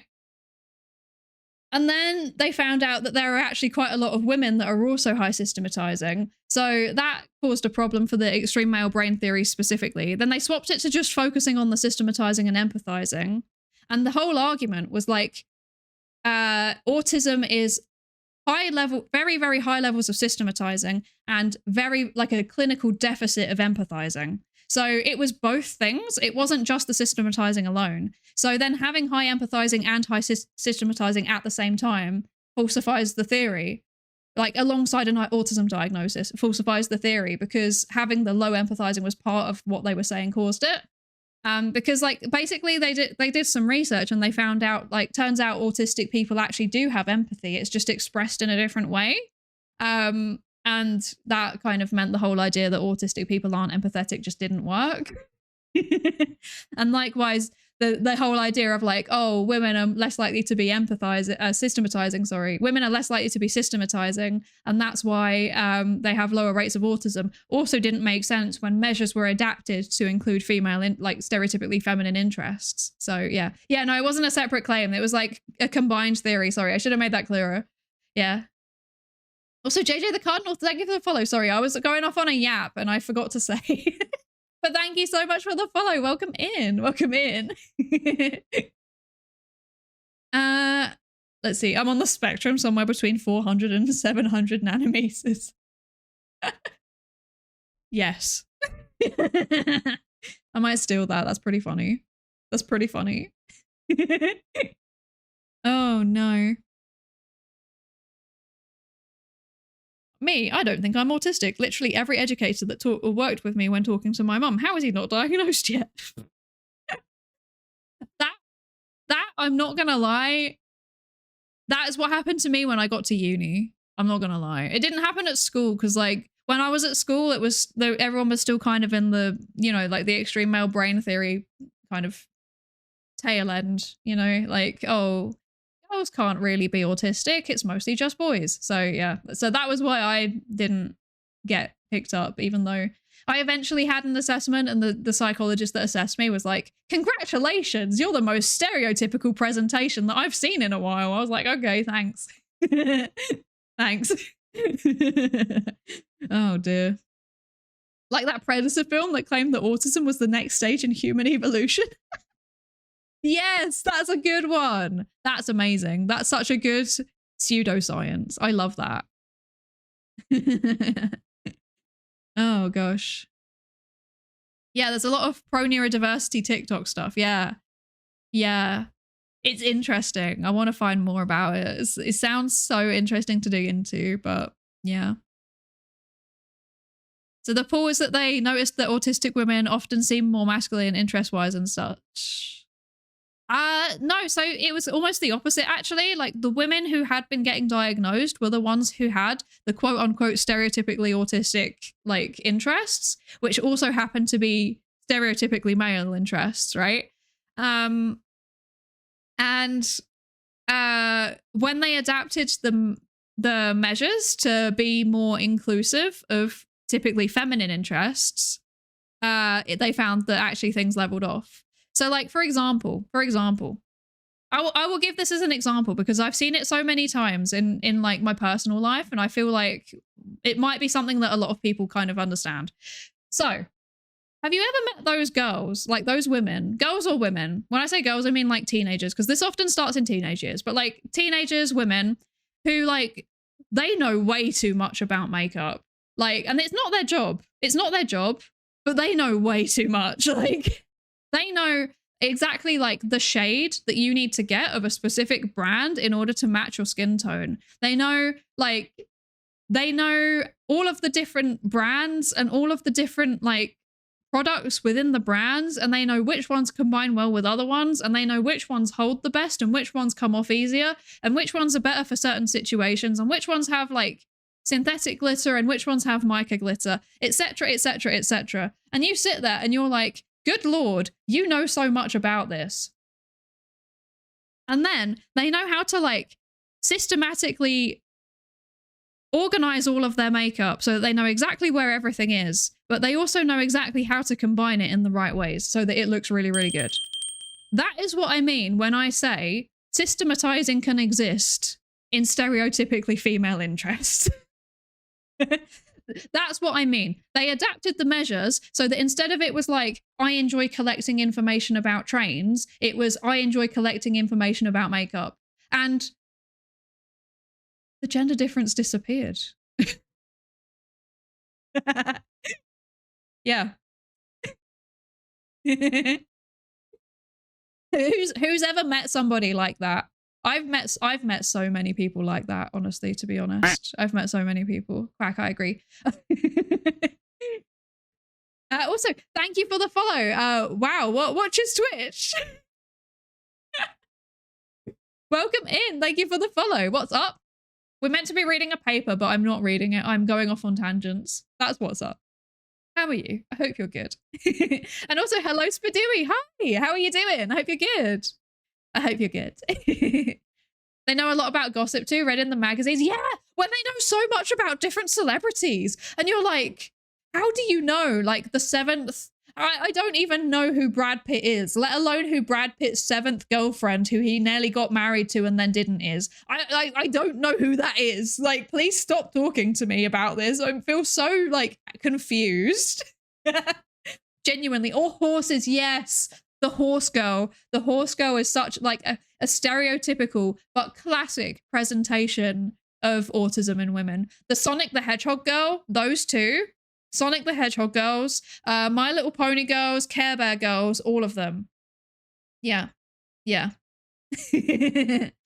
Oh, like my girlfriend who eventually went into a fashion major and knows insane amounts about fashion and makeup. Exactly. The what? Oh my God. The girls who like know every, have any of you ever seen those like women and girls that know like all of the intricacies of like Japanese fashion? They like, I don't even remember the different like classifications of like fashion. There's like, I can't tell the difference between Lolita and one of the Ks. I don't know what the Ks are. There's like Jirai K, Mori K, etc. I don't know what they are, but like I've met like, especially through like cosplay stuff, right? They know so much and I'm always like, huh? I don't care enough to remember. But they remember so much and it's really impressive. And it will even be like, oh yeah, this group, like this specific idol group are inspired by this, and this types of fashion. And that stems from this movement in like the 60s and stuff. And I'm like, please keep talking because this is fascinating. But also I can't keep up with this. Oh gosh. They know way too much about makeup. I have unironically gotten better at painting my miniatures due to certain femme content creators discussing in detail all of the aspects of the makeup, right? It's actually useful. And sometimes it goes right into like the actual chemistry of it. Like the amount of times that I've managed to talk to somebody who can tell me like all of the different ingredients in a product and they're like, this does this and this does this and this does this. And I'm like, wow, that's very cool. That's very cool. Very, very cool. My girlfriend's a horse girl and a Sonic girl. It was fate. Oh gosh. I sold 6 pieces of Lego for £350. Let's go. Let's go. My little sister would have got diagnosed so much sooner. I know, right? I know so many people that would have been diagnosed sooner if this kind of thing was like accounted for earlier on in the in the 90s and 2000s and even 2010s, right? Yeah. Yeah. Oh gosh. Okay. Okay. Oh yeah, and also all of that information on fashion is only available in Japanese and they talk about underground groups that have like 1K followers, right? It's really impressive. Literally, I know people that have learned Japanese specifically so that they can get more into the like fashion and makeup side of it. Same with Korean. Like the amount of like femme presenting people that I know that have learned Korean specifically so that they can get more information about Korean skincare and or idol groups, like as in like K-pop groups, is wild. It's wild. I'm telling you, this is a thing. You know, there's so many other things that I could list out, like Sanrio. That's one of them. Like, I'm telling you, this is a thing. Anyway, we're going off on a terrible tangent now.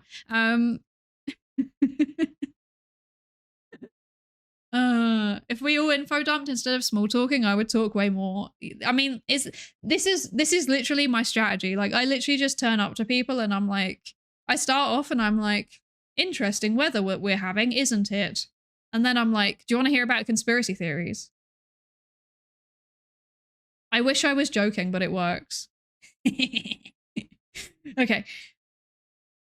I feel like the useful information would have escaped Korea if it was so good. I mean, it has now, to be fair. It has now, but like in the like 2010s, Korea was not as well connected to the English speaking world. And if you liked K-pop, you were weird. So like this was, I'm talking like pre-BTS, basically. Pre-BTS and pre-Blackpink. Like BTS and Blackpink, everything from that point onwards, like that's fair game. Like this is all, you know, mainstream knowledge now. But back in my days,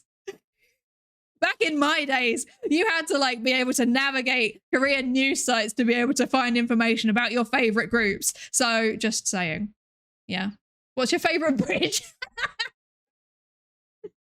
What is your favorite? No, we're not going down that again. We're not doing that again.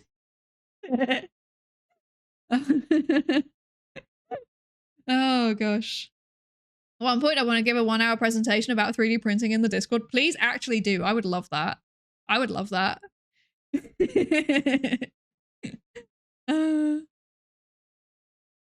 Tried that in the past, but then people began treating me as a soundboard and stopped talking altogether. Oh, I'm sorry. That can definitely happen. I think I have the benefit of the fact that, like, conspiracy theories, lots of people are interested in at least one conspiracy theory. Like, if you can find the conspiracy theory that the person believes, or, like, Loki has a bit of time for, then you have a lot to riff off. And likewise, if they're really, really anti-conspiracy theories just as a concept, like if they're one of those people that's like, in this house we trust science, then there's also a lot to riff off. So I've just got a hack, to be honest. I'm not gonna lie. It probably might not work for other things quite as well. I'm sorry. I'm giving bad advice. Luigi Hunter, welcome in. Thank you so much for the follow. Welcome in. Welcome into the research participation pool. Okay, let's get back. Let's get back to doing our paper. Where are we? Where are we? I've complained about the measures. Okay, right. Work examining these kinds of associations among researchers within a field is rarer. Within psychology, researchers who use more qualitative approaches have been found to favour more holistic explanations, while those who use more quantitative approaches favour more analytic explanations. Differences along particular psychological dimensions have also been linked to specific disagreements in specialist subfields. For example, cognitive scientists' stance in the imagery debate, whether visual imagery plays a constitutive or largely whether visual imagery plays a constitutive or largely epiphenomenal role, has been linked to the vividness of scientists' own visual imagery. I don't know what that means. What is the imagery debate? Let's find out. Let's see. Imagery debate, cognitive psychology. Let's find out. Okay. This is just saying the same thing again. That's not helpful. What do these words mean? Holy what lemons. do these words mean? My brain, asterisk Luigi Hunter 535 has exploded due to info overload asterisk. Luigi Hunter, thank you so much for the bits. What the heck? How many was that? 10. Thank you so much for the 10 bits. I really appreciate it. Please don't explode though. Like, that's not ideal, to be honest. I don't want you to explode. It's fine. It's me. I'm trying to also process it. I'm trying to process this, what this means. Okay, let's see. The role of visual imagery in cognition is a subject of ongoing debate, with some arguing for its constitutive role in mental process. What? This is the same. What does it mean? What do the words mean? What do the words mean? What do the words mean? I just want to know what the words mean. Constitutive, having the power to establish or give organized existence to something. Okay. And then epiphenomenal. What does the word mean? A secondary effect or byproduct. Okay, thank you. There was no need to use such complicated words, was there? Okay, so the visual imagery debate is whether visual imagery, so like your mental images, organize your thoughts, or whether they are secondary to your thoughts. Okay, that makes sense. Does the images in your mind, do they drive what you're thinking? Or are they a product of what you're thinking? That makes sense. I don't have any, so I have no thoughts on this. I have no thoughts. I have no images. My head is empty. Okay, also, thank you, Antisocial Vigilante, for the Lab Safety Register check-in. I hope you are good. And also thank you, Praise the Sun, Check 94, and Barney 163 for the follows. Welcome in to the research participation pool. Welcome in. I hope you're ready to take part in some research. I might have to, you know what, actually, do you have visual images? I would love to know. Tell me. What do you have visual images? Brilliant. Do you have mental images? Do you have images when you close your eyes and you imagine an apple? Do you see it? I don't. I see nothing.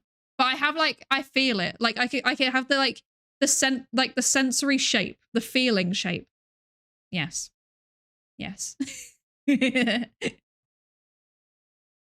if I'd have actually just read chat, Aaron Copper, you got it. That you managed to just know what the words meant, so that's good. This is why people resort to ChatGPT. It's so true. It's so true. Real problem in psychology research to try and sound excessively sciencey at the expense of clarity. It's a problem in research in general, to be honest. It's not a psychology specific thing. All of the fields do it. No thought, mind empty, genuinely. Me 24/7. Ha ha ha, Psydere has aphantasia. Everyone point and laugh. I'm feeling attacked. I'm visualizing a cow and I'm rotating it in my head with perfect clarity just to flex. That's rude. I'll tell you actually, no, okay. There is an exception to my inability to like see images in my head, and it's memes. I can see, if you say picture a cow, I can't just like shut my eyes and see an actual cow, but I can picture like the Polish cow meme. Explain that. I don't know. If it's in 2D, I can see it. If it's 3D, I can't. I don't know why. I can picture characters. I can draw out characters. If you ask me to do 3D, like I can't see 3D in my head and I can't rotate it, but I can feel it. I can feel it with my hands, if that makes sense. Yeah. Bit weird. It is what it is. We need more dumbification of science. Using complicated words to explain complicated words doesn't help at all. Yeah, right? I'm very much in favor of making your paper readable. In fairness to this paper, it is pretty readable. But like they're using jargon there because I assume that's what is used in the literature. But I think broadly this has been fairly easy to understand. But then to be fair, I also know a lot of the jargon that they're using, so that might be why I think that. I don't know. What do you all think? I think it's been okay. But yeah, like the idea that like people's own mental images affect how strongly they think mental images play a role in thought, that makes sense. That makes sense to me. I can believe it. Hello, Pipiga. Hello, hello. I'm shape rotator coded. You're too powerful. I can't imagine it. I can bring the aerodynamics of a cow before me. I can picture that too. That's the worst part. That's the worst part. Hi, welcome in. Polish cow is just that powerful. Genuinely, actually, it is. It is. She's chronically online. It's true. Maybe this is actually it. Maybe my ability to like perceive visual imagery has just been entirely affected by the fact that I've been terminally online since I was like 12. Maybe I am just like one of the first examples of this though. I don't know. I don't know. I don't know. Imagine a spherical cow. See, I can't imagine a spherical cow. I can't do that.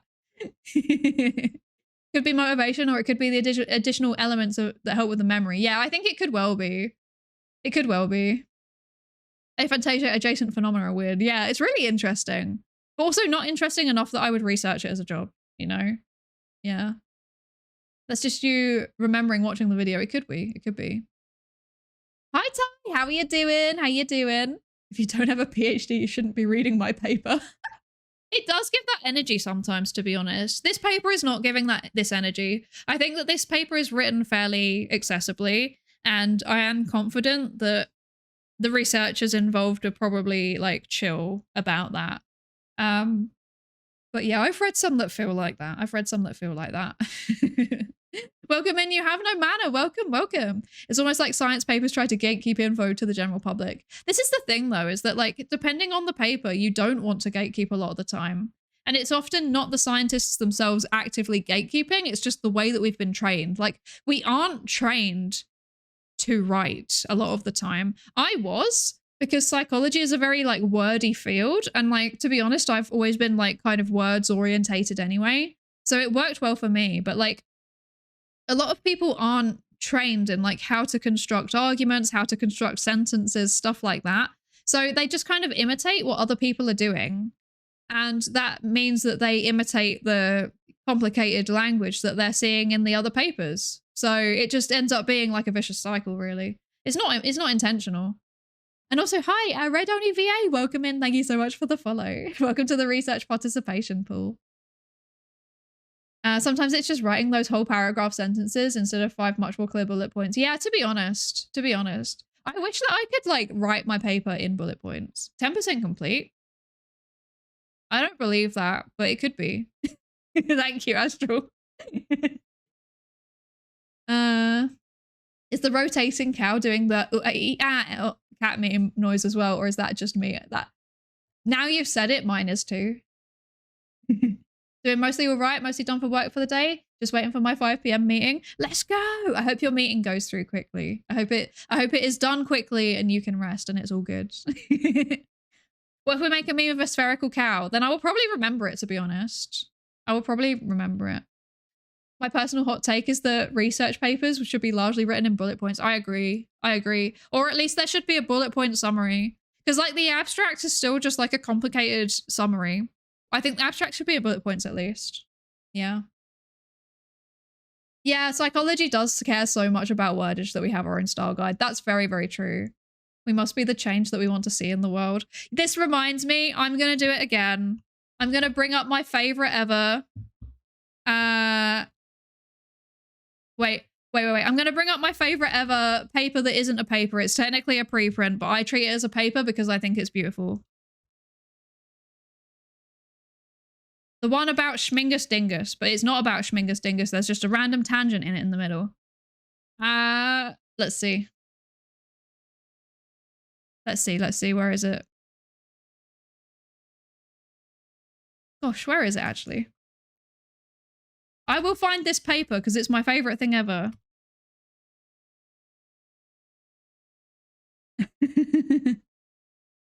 Here it is. There we go. Things could be better. That's the title of it. It's beautiful. This is the blog post version. No, wait, actually, I found the PsyArchive version. Okay, good.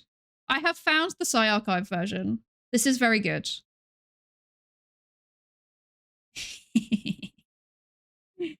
Oh, beautiful. Here you go. This is my favorite ever. This is my favorite thing ever. This is a paper. Wait, actually, if I put this away quickly, I might have it in my Zotero.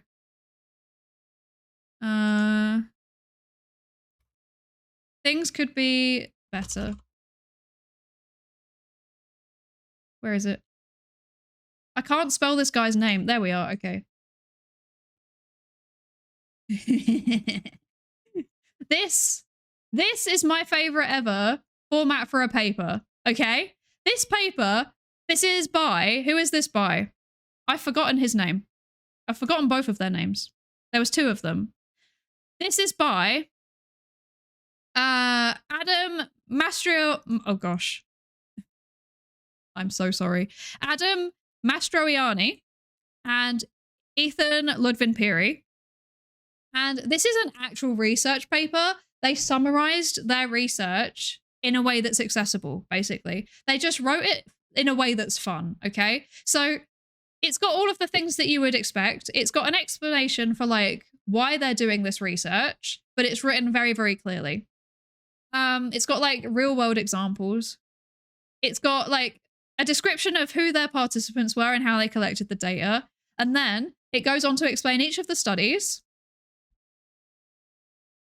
They literally just say like what the key measures were.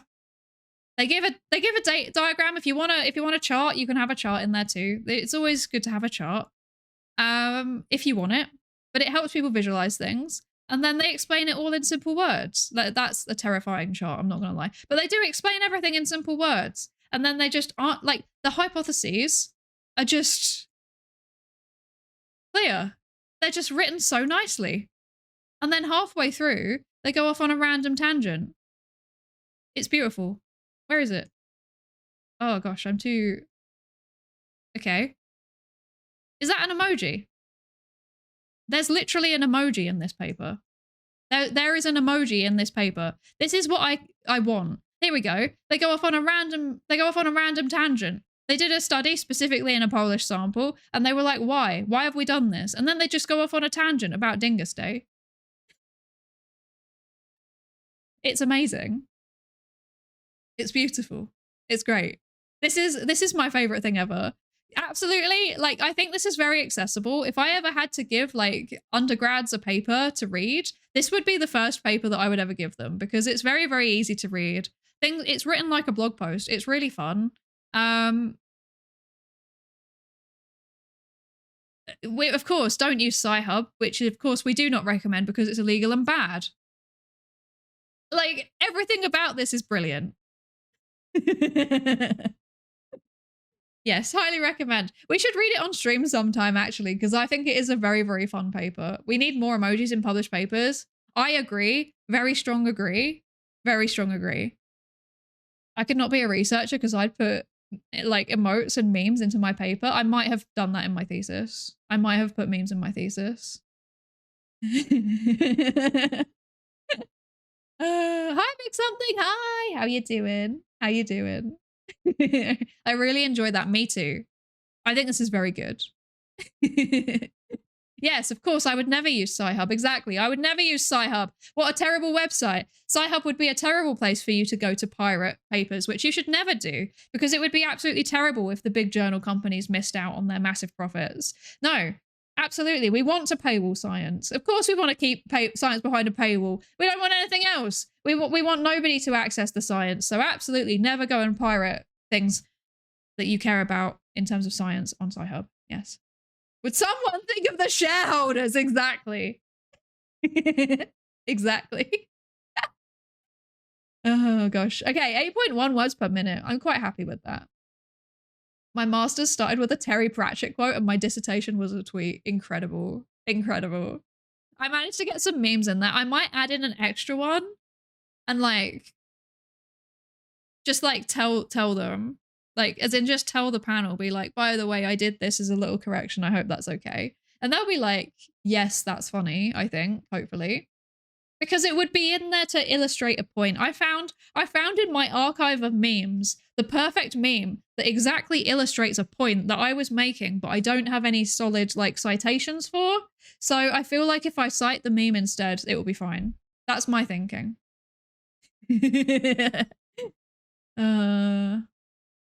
I also dislike Jen and Anna's archive. Terrible websites. All that stolen IP. Exactly. Terrible. Terrible, terrible. Nobody should ever access anything through those. It helps to get people to remember your research. I'm fairly sure people wouldn't remember my research as well without the glockenspiels. The what? The what? Exactly. You need to market yourself as a researcher. This is the thing they don't tell you as a PhD student. You need to market yourself. You need a reason for people to remember. I'm convinced. Thanks for keeping us on the straight and narrow. That was a close one. I know, right? Terrible. We couldn't possibly pirate anything in this house. Hello, Zerasad. Hi. Knowledge should never be shared, as we all know. Exactly. Exactly. And it would also be terrible for everybody to go and support open access publications, especially diamond open access publications, which are often run by universities or by, you know, just groups of researchers working together. And often their journals aren't indexed because that costs a lot of money. But it would be terrible if we all just cited them anyway. Okay. Right. Okay. So, the studies just mentioned have either focused on broad differences across sciences and humanities without explaining persistent disagreements between people who study similar things in similar ways, or else concern smaller scale disagreements within a highly specialized topic. Neither helps us in explaining how a broad field might fracture into schools of thought. Importantly, the existing work also has not controlled for differences in research methods and topics of study, making it difficult to infer the role of a researcher's cognitive dispositions.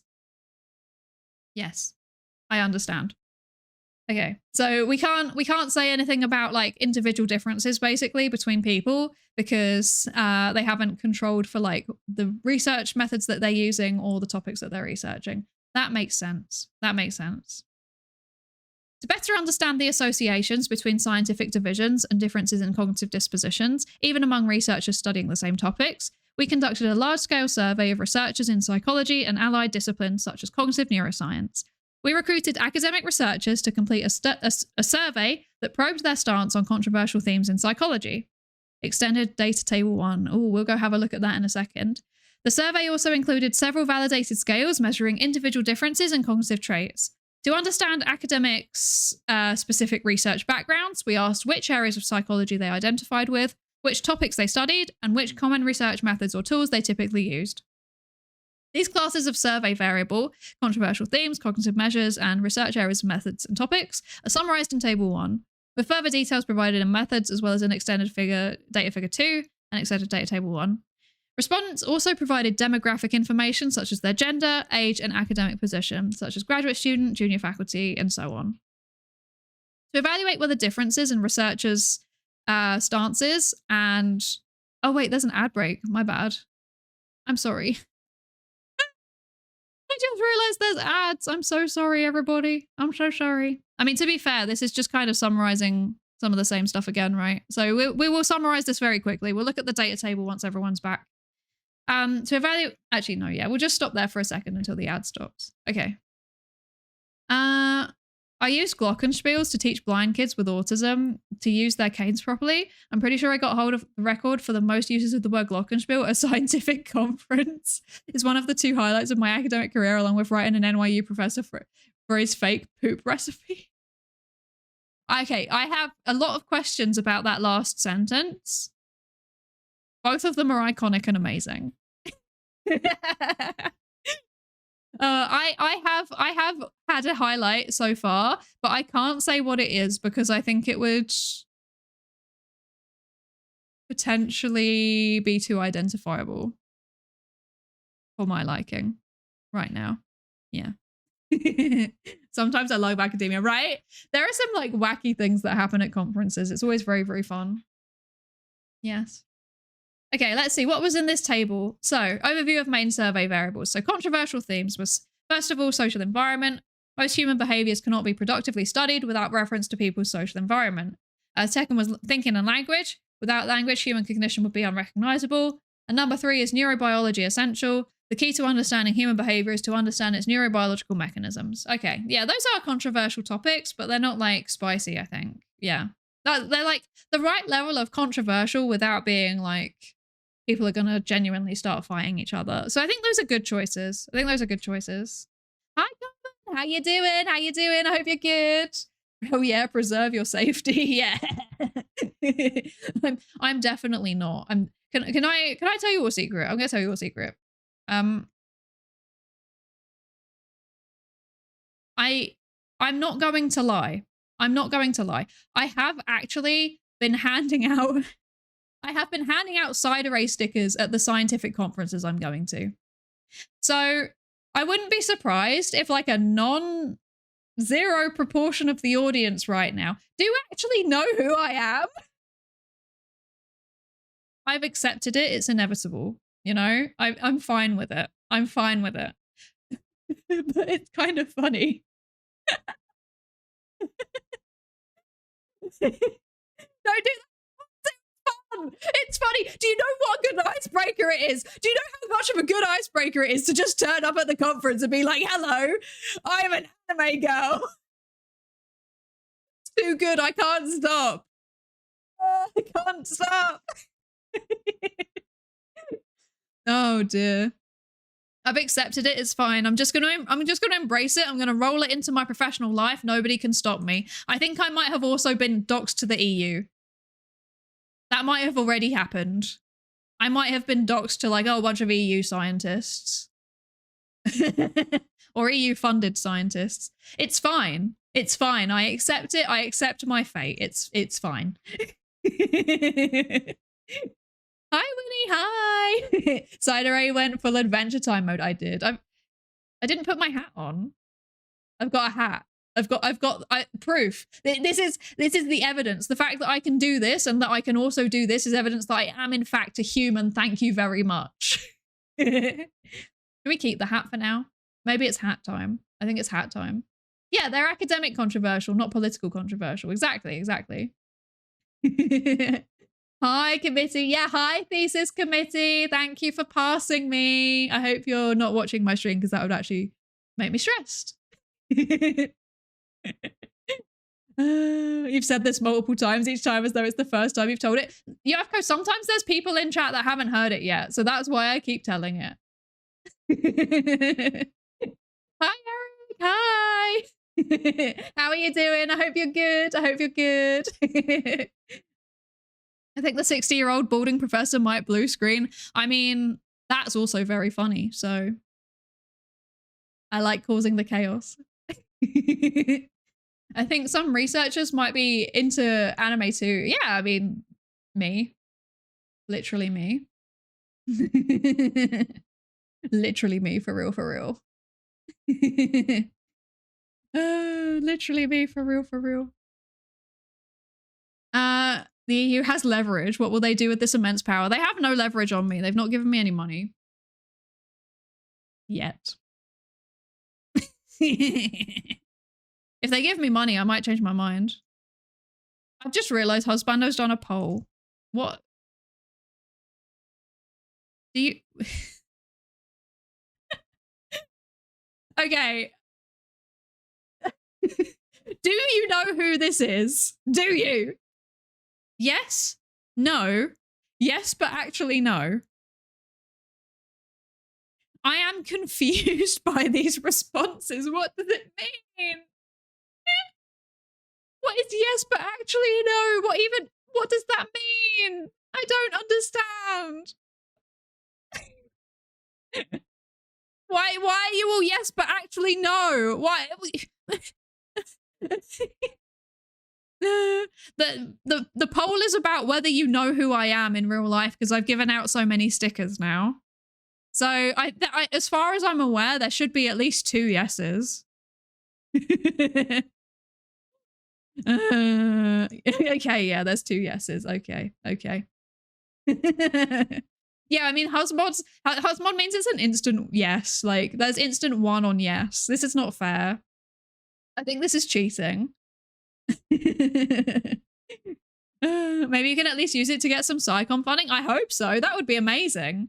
I would be too powerful if I had funding because I would do like interactive citizen science stuff on stream and they could not stop me. I didn't vote. Oh no. Okay. That scares me. That makes me nervous. Okay. The European Union will have to start gifting subs. Can you imagine?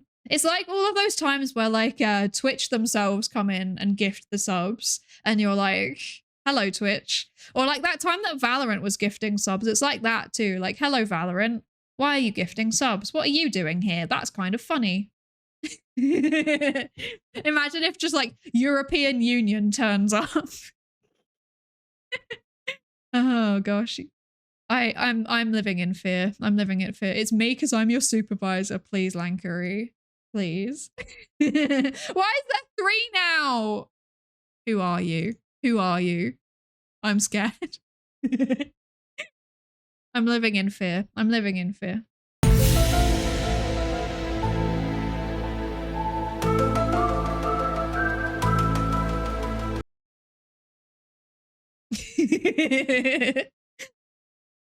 Oh gosh, we're actually all your supervisor. It's true. I was trying to work out how to give like I wanted to give an acknowledgement in my thesis, but I couldn't work out how to do it because I couldn't exactly write like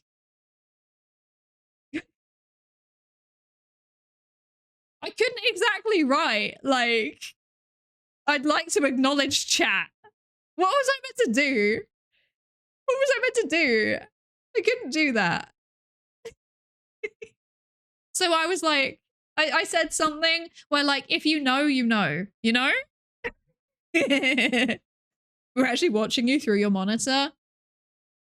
It all makes sense now. You're all behind the one-way mirror after all. I'm living in fear. Acknowledge us by name. Yeah, I'm gonna list out all of you and then also link to every single person's Twitch channel, even if they've never streamed. Every single one of you. Oh. If you know, you know, chat. Yeah. Okay. Right. What are we doing? We're reading the paper. Let's go back to the paper. I need some water. I need some water. This is terrible. This is terrible. Okay. Where are we? I'm confused. I don't know what's happening. I'm living in fear and stressed and confused. Okay. My valued contributors lists all the social media profiles. I would actually do it. I'm not gonna lie. Argument for yes, but actually no. We maybe have a good handle on who you are. We just don't know your government name. That's true, actually. That's true. Everybody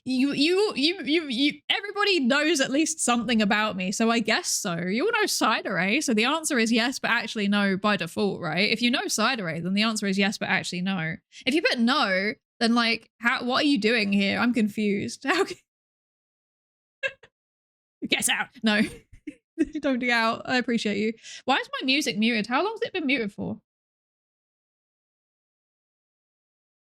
Okay.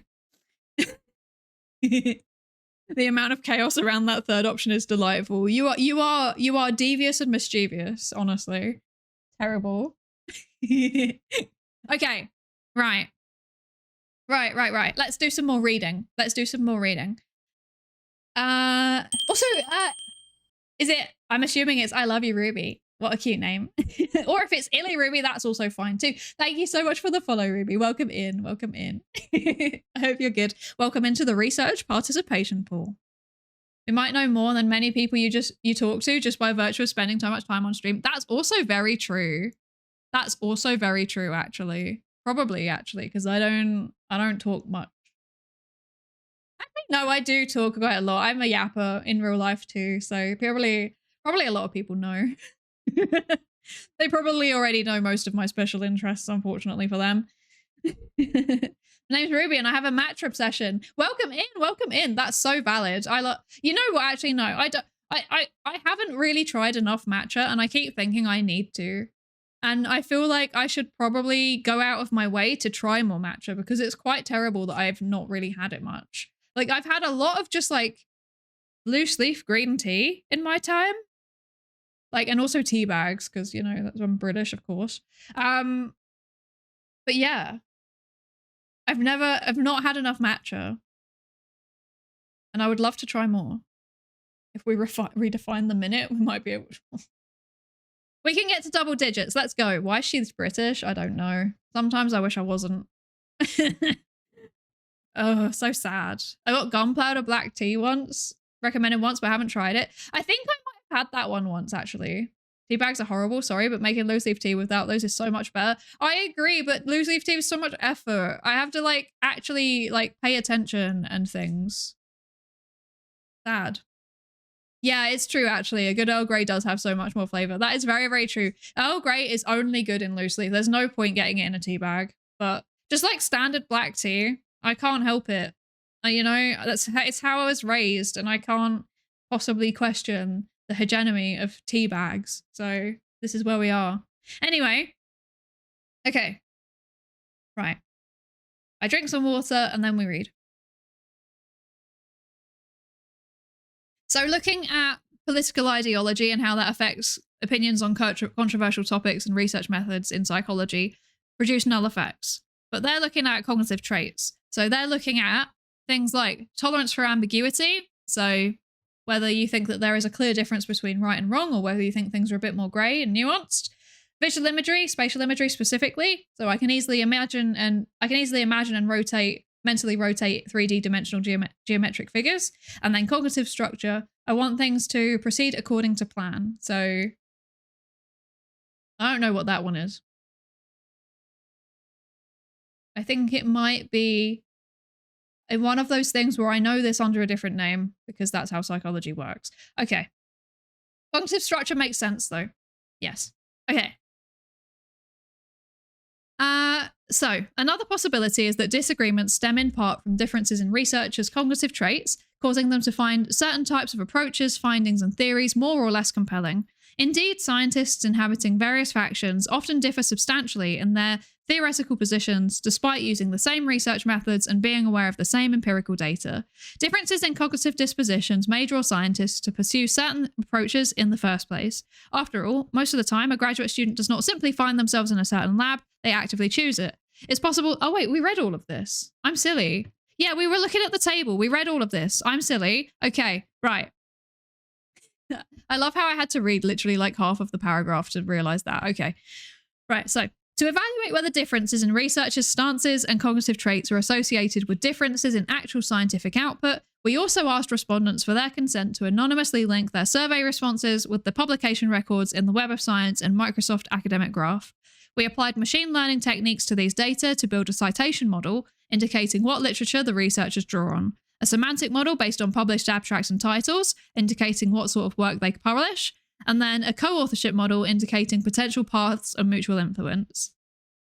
Okay, that's pretty cool. That's pretty cool. That's interesting use of data. I like this. Using these data, we sought to understand whether differences in cognitive traits and dispositions among psychology researchers are associated with their stances on various controversial themes, whether these associations remain when controlling for research areas, methods, and topics, and whether these various patterns of associations are detectable in published scientific outputs. If scientific schools of thoughts are associated with interpersonal differences, they may be more deeply entrenched and more difficult to bridge than the traditional view of science suggests. Yeah, because if there's more of an interpersonal element of it, if it's very heavily reliant on who your personal networks are, it's very difficult to get people to expand their networks like in a kind of unnatural way. Yeah. Okay. Oh, this is the distributions of controversial themes. Okay. So this is what people, let's see. Histogram of responses to controversial themes. Responses shown on a percentage scale where 100% represents complete agreement with the upper anchor label and 0% represents complete agreement with the lower anchor label. Okay. So this is what people thought about all of the various controversial things that they asked around. So it looks like a lot of them seem to be fairly normally distributed. Look at this one's very normally distributed. Is that hello? Wait, what does the light blue indicate? Sorry. The middle bin for the theme ideal rules contains some responses precisely at 50% in lighter blue and some responses at 50% in darker blue. What does the darker blue and lighter blue represent? Sorry. Okay.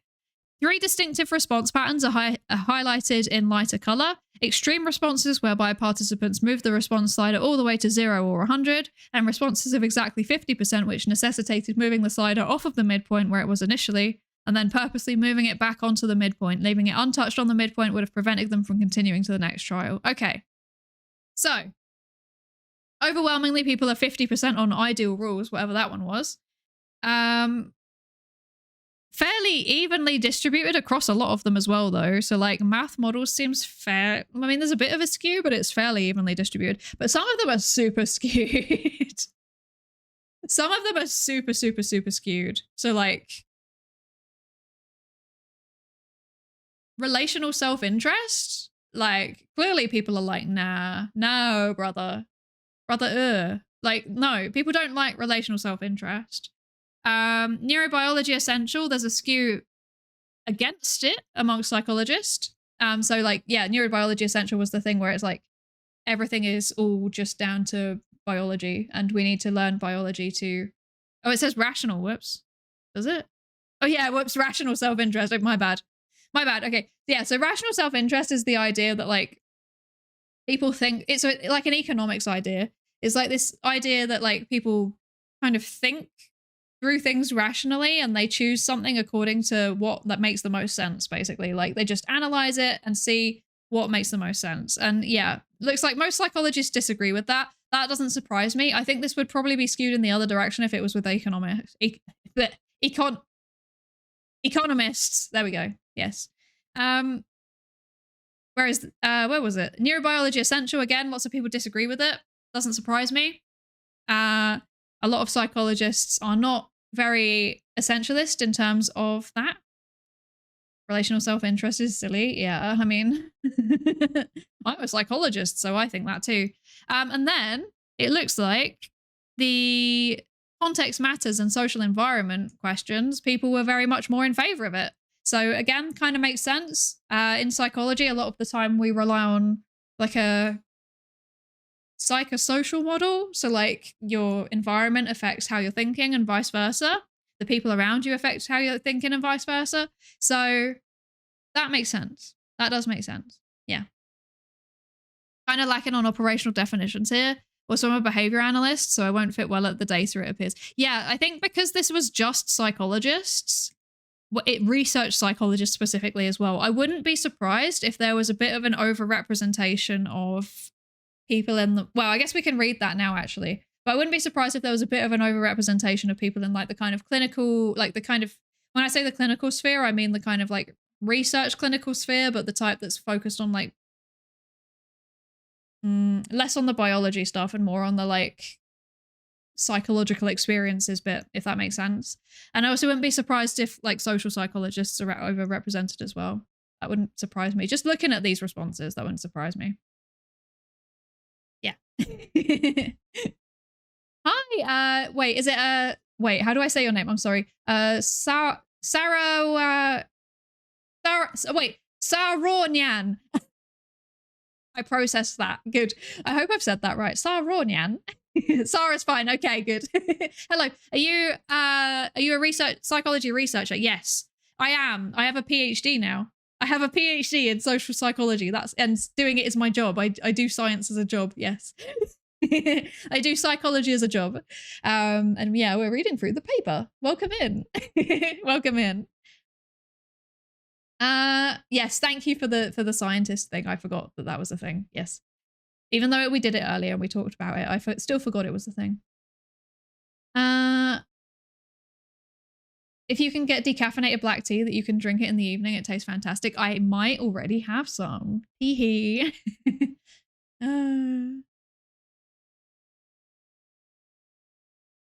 Hee hee. I'm being silly. Tee hee. Yeah, no, it is definitely lacking on the operational definitions though. I agree with that. I think probably they have a thing at the end somewhere that probably defines things. Yes, there you go. Here it is. So it's not that they haven't operationalized it, it's that they just hadn't put it into the paper. Because nature papers, they whack everything at the end as an appendix. Because the whole point of a nature paper is to be like short and concise and snappy and cool.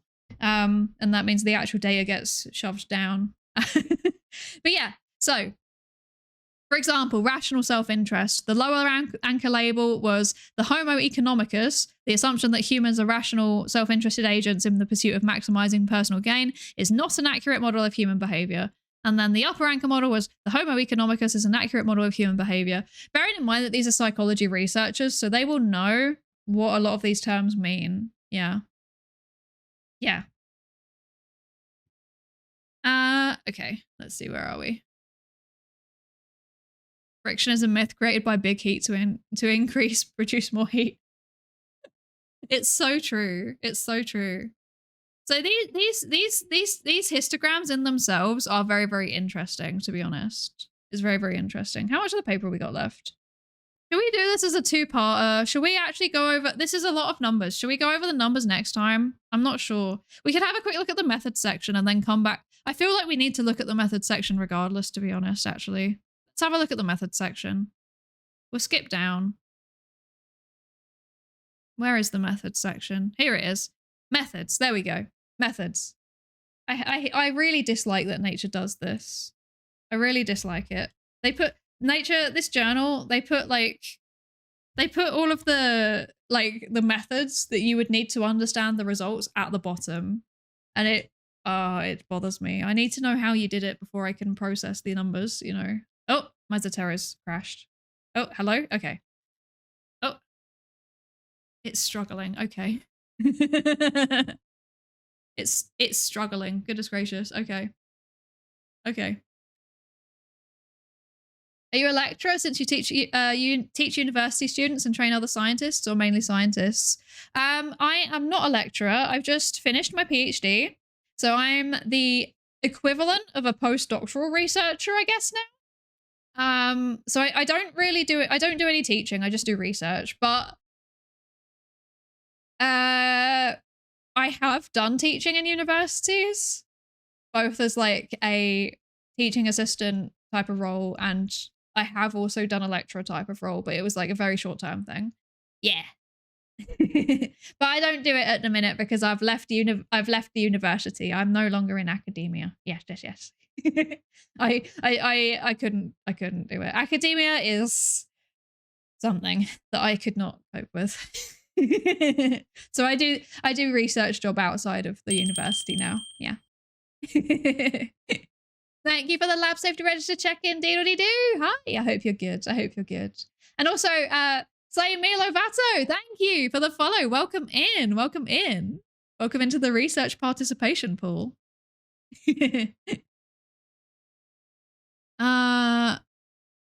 Let's see. Where did we get to continuously for the spreadsheet? We got up to here.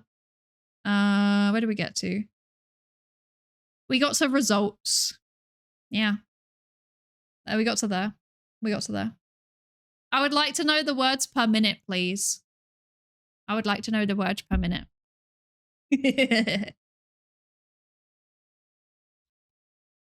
Oh dear. Congrats, thank you so much. I am indeed a certified boffin now. It's very exciting and very cool. And I am going to walk around and be like, hello, I'm Dr. Psydere, PhD. In fact, there was a little part of me that was like, maybe I should, because somebody's taken Psydere just as it is on Twitter, right? So I can't be like x.com/Psydere ever because somebody else already has that. But I haven't even used it since like 2011. It's so frustrating. Or like 2021, actually, sorry. I just took away 10 years there. Pretend that I didn't do that. But yeah, somebody else has taken it. So I'm Psydere VT on Twitter. And part of me was like, I should change it to Psydere PhD. I was so tempted. I was so tempted. But yeah, thank you so much, Woodsticks. Thank you.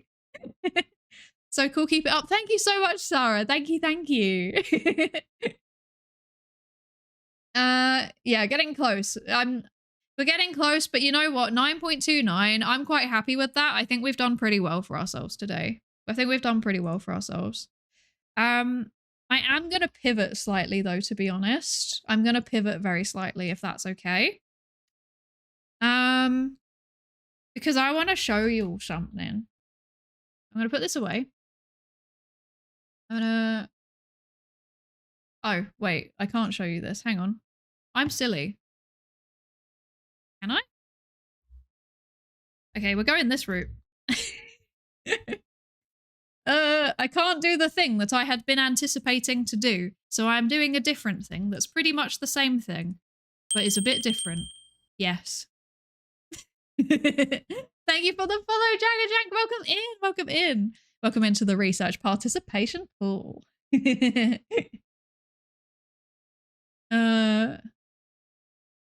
It's the same for the real Alks here on Twitch. It would have been great. I know. I feel you. I feel you. I wish I could have been Psydere just as it is on Twitter, but it's fine. Someone else got there first. They used it for their, you know, venting account that I will never be able to get the thing. It's fine. It's fine. So there is something that I want to very quickly go through. I'm going to go like this. I'm going to go like this. There we go. Okay, this is it. Right.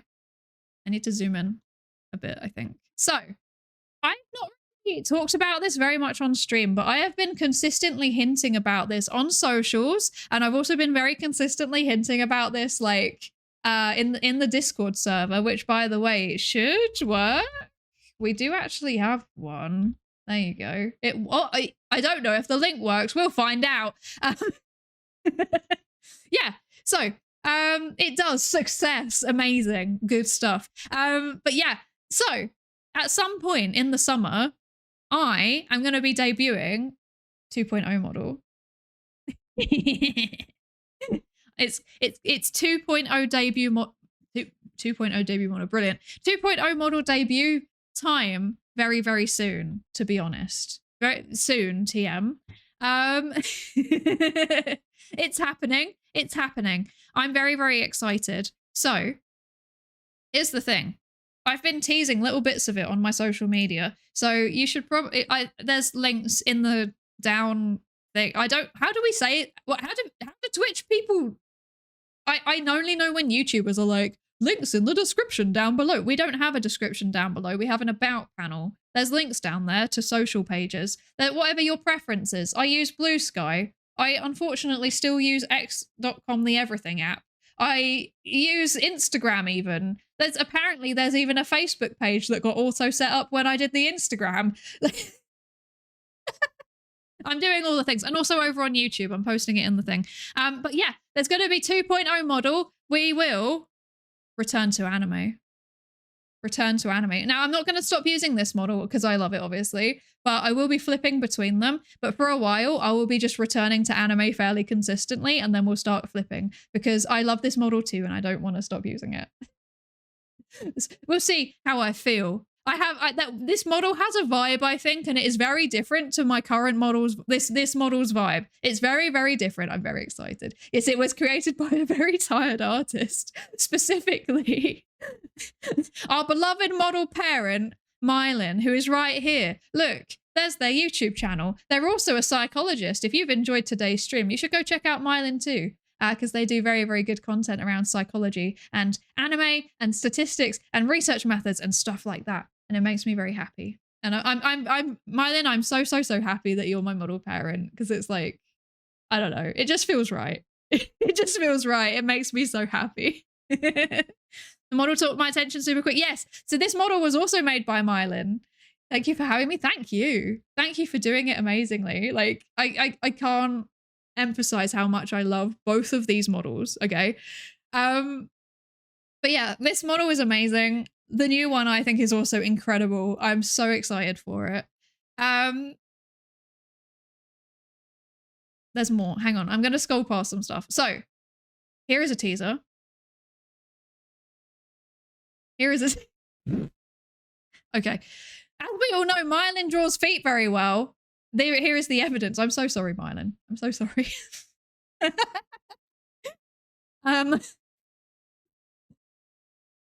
I'm gonna finally be an actual magical girl. For free, I know. I'm gonna be an actual magical girl. I've got an actual wand. I'm so excited. The Tootsies, I know. I know. I've got an actual wand. I've got a body.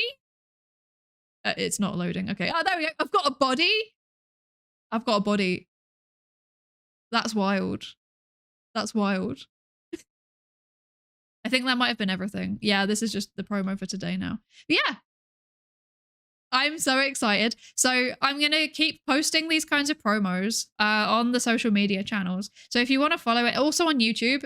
So I've been posting them on the YouTube like posts tab thingy as well. If you want to see any of them, if you want to keep up to date, if you want to see all of the little snippets, follow, I guess, or something like that. I mean, you don't have to. There's no pressure, but it would be nice, I guess. Maybe. I don't know. I don't know. You can do what you want. I won't pressure you or anything, you know. But you can. You can. And I've worked, whoa, hello. I've worked with so many amazing artists. Like I've got all of the assets pretty much.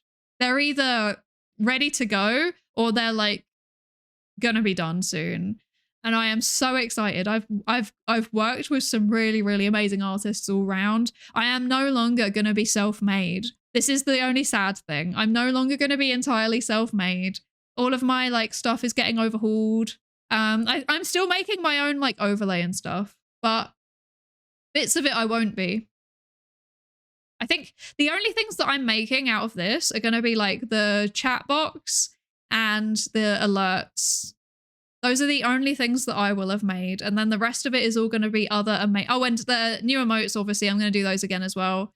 And I'm also going to do I'm working on some other stuff that we should have already had and we didn't have yet. So yeah, there's going to be stuff happening. I'm excited. I'm excited. And it's going to be very good. I'm very excited. Yes. How's the progress on the other project video? The progress on the other project video is that I did a first version of it. It didn't quite come out in the way that I anticipated it, so I need to go back and re-edit it. But there is progress. There is progress. And I'm obviously now going to have a lot more time to just go off and do my own thing. Like I have a lot more time to just do fun things like that. So I'm very excited. That's going to be very cool.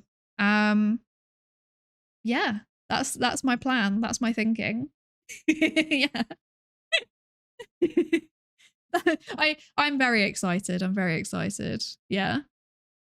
More emotes. Nothing can top this though. I mean, maybe there'll be a new version. I don't know. I'll maybe try and find like a new version. Hi, Boxum. How you doing? I hope you're good. I hope you're good. A lot is happening in the background. Yeah, a lot has been happening in the background. I'm going to go away and do some more stuff in the background, and I'm very excited about it. Yes, yes, yes. Your laugh is like sunshine. Thank you. Although sometimes I do sound like I'm actually just cackling, like some kind of evil monster. It's kind of awful, actually. Hi, Drake. Thank you so much, Cesare Sad. Thank you, thank you. I've actually almost run out of water, but I will drink the rest of it.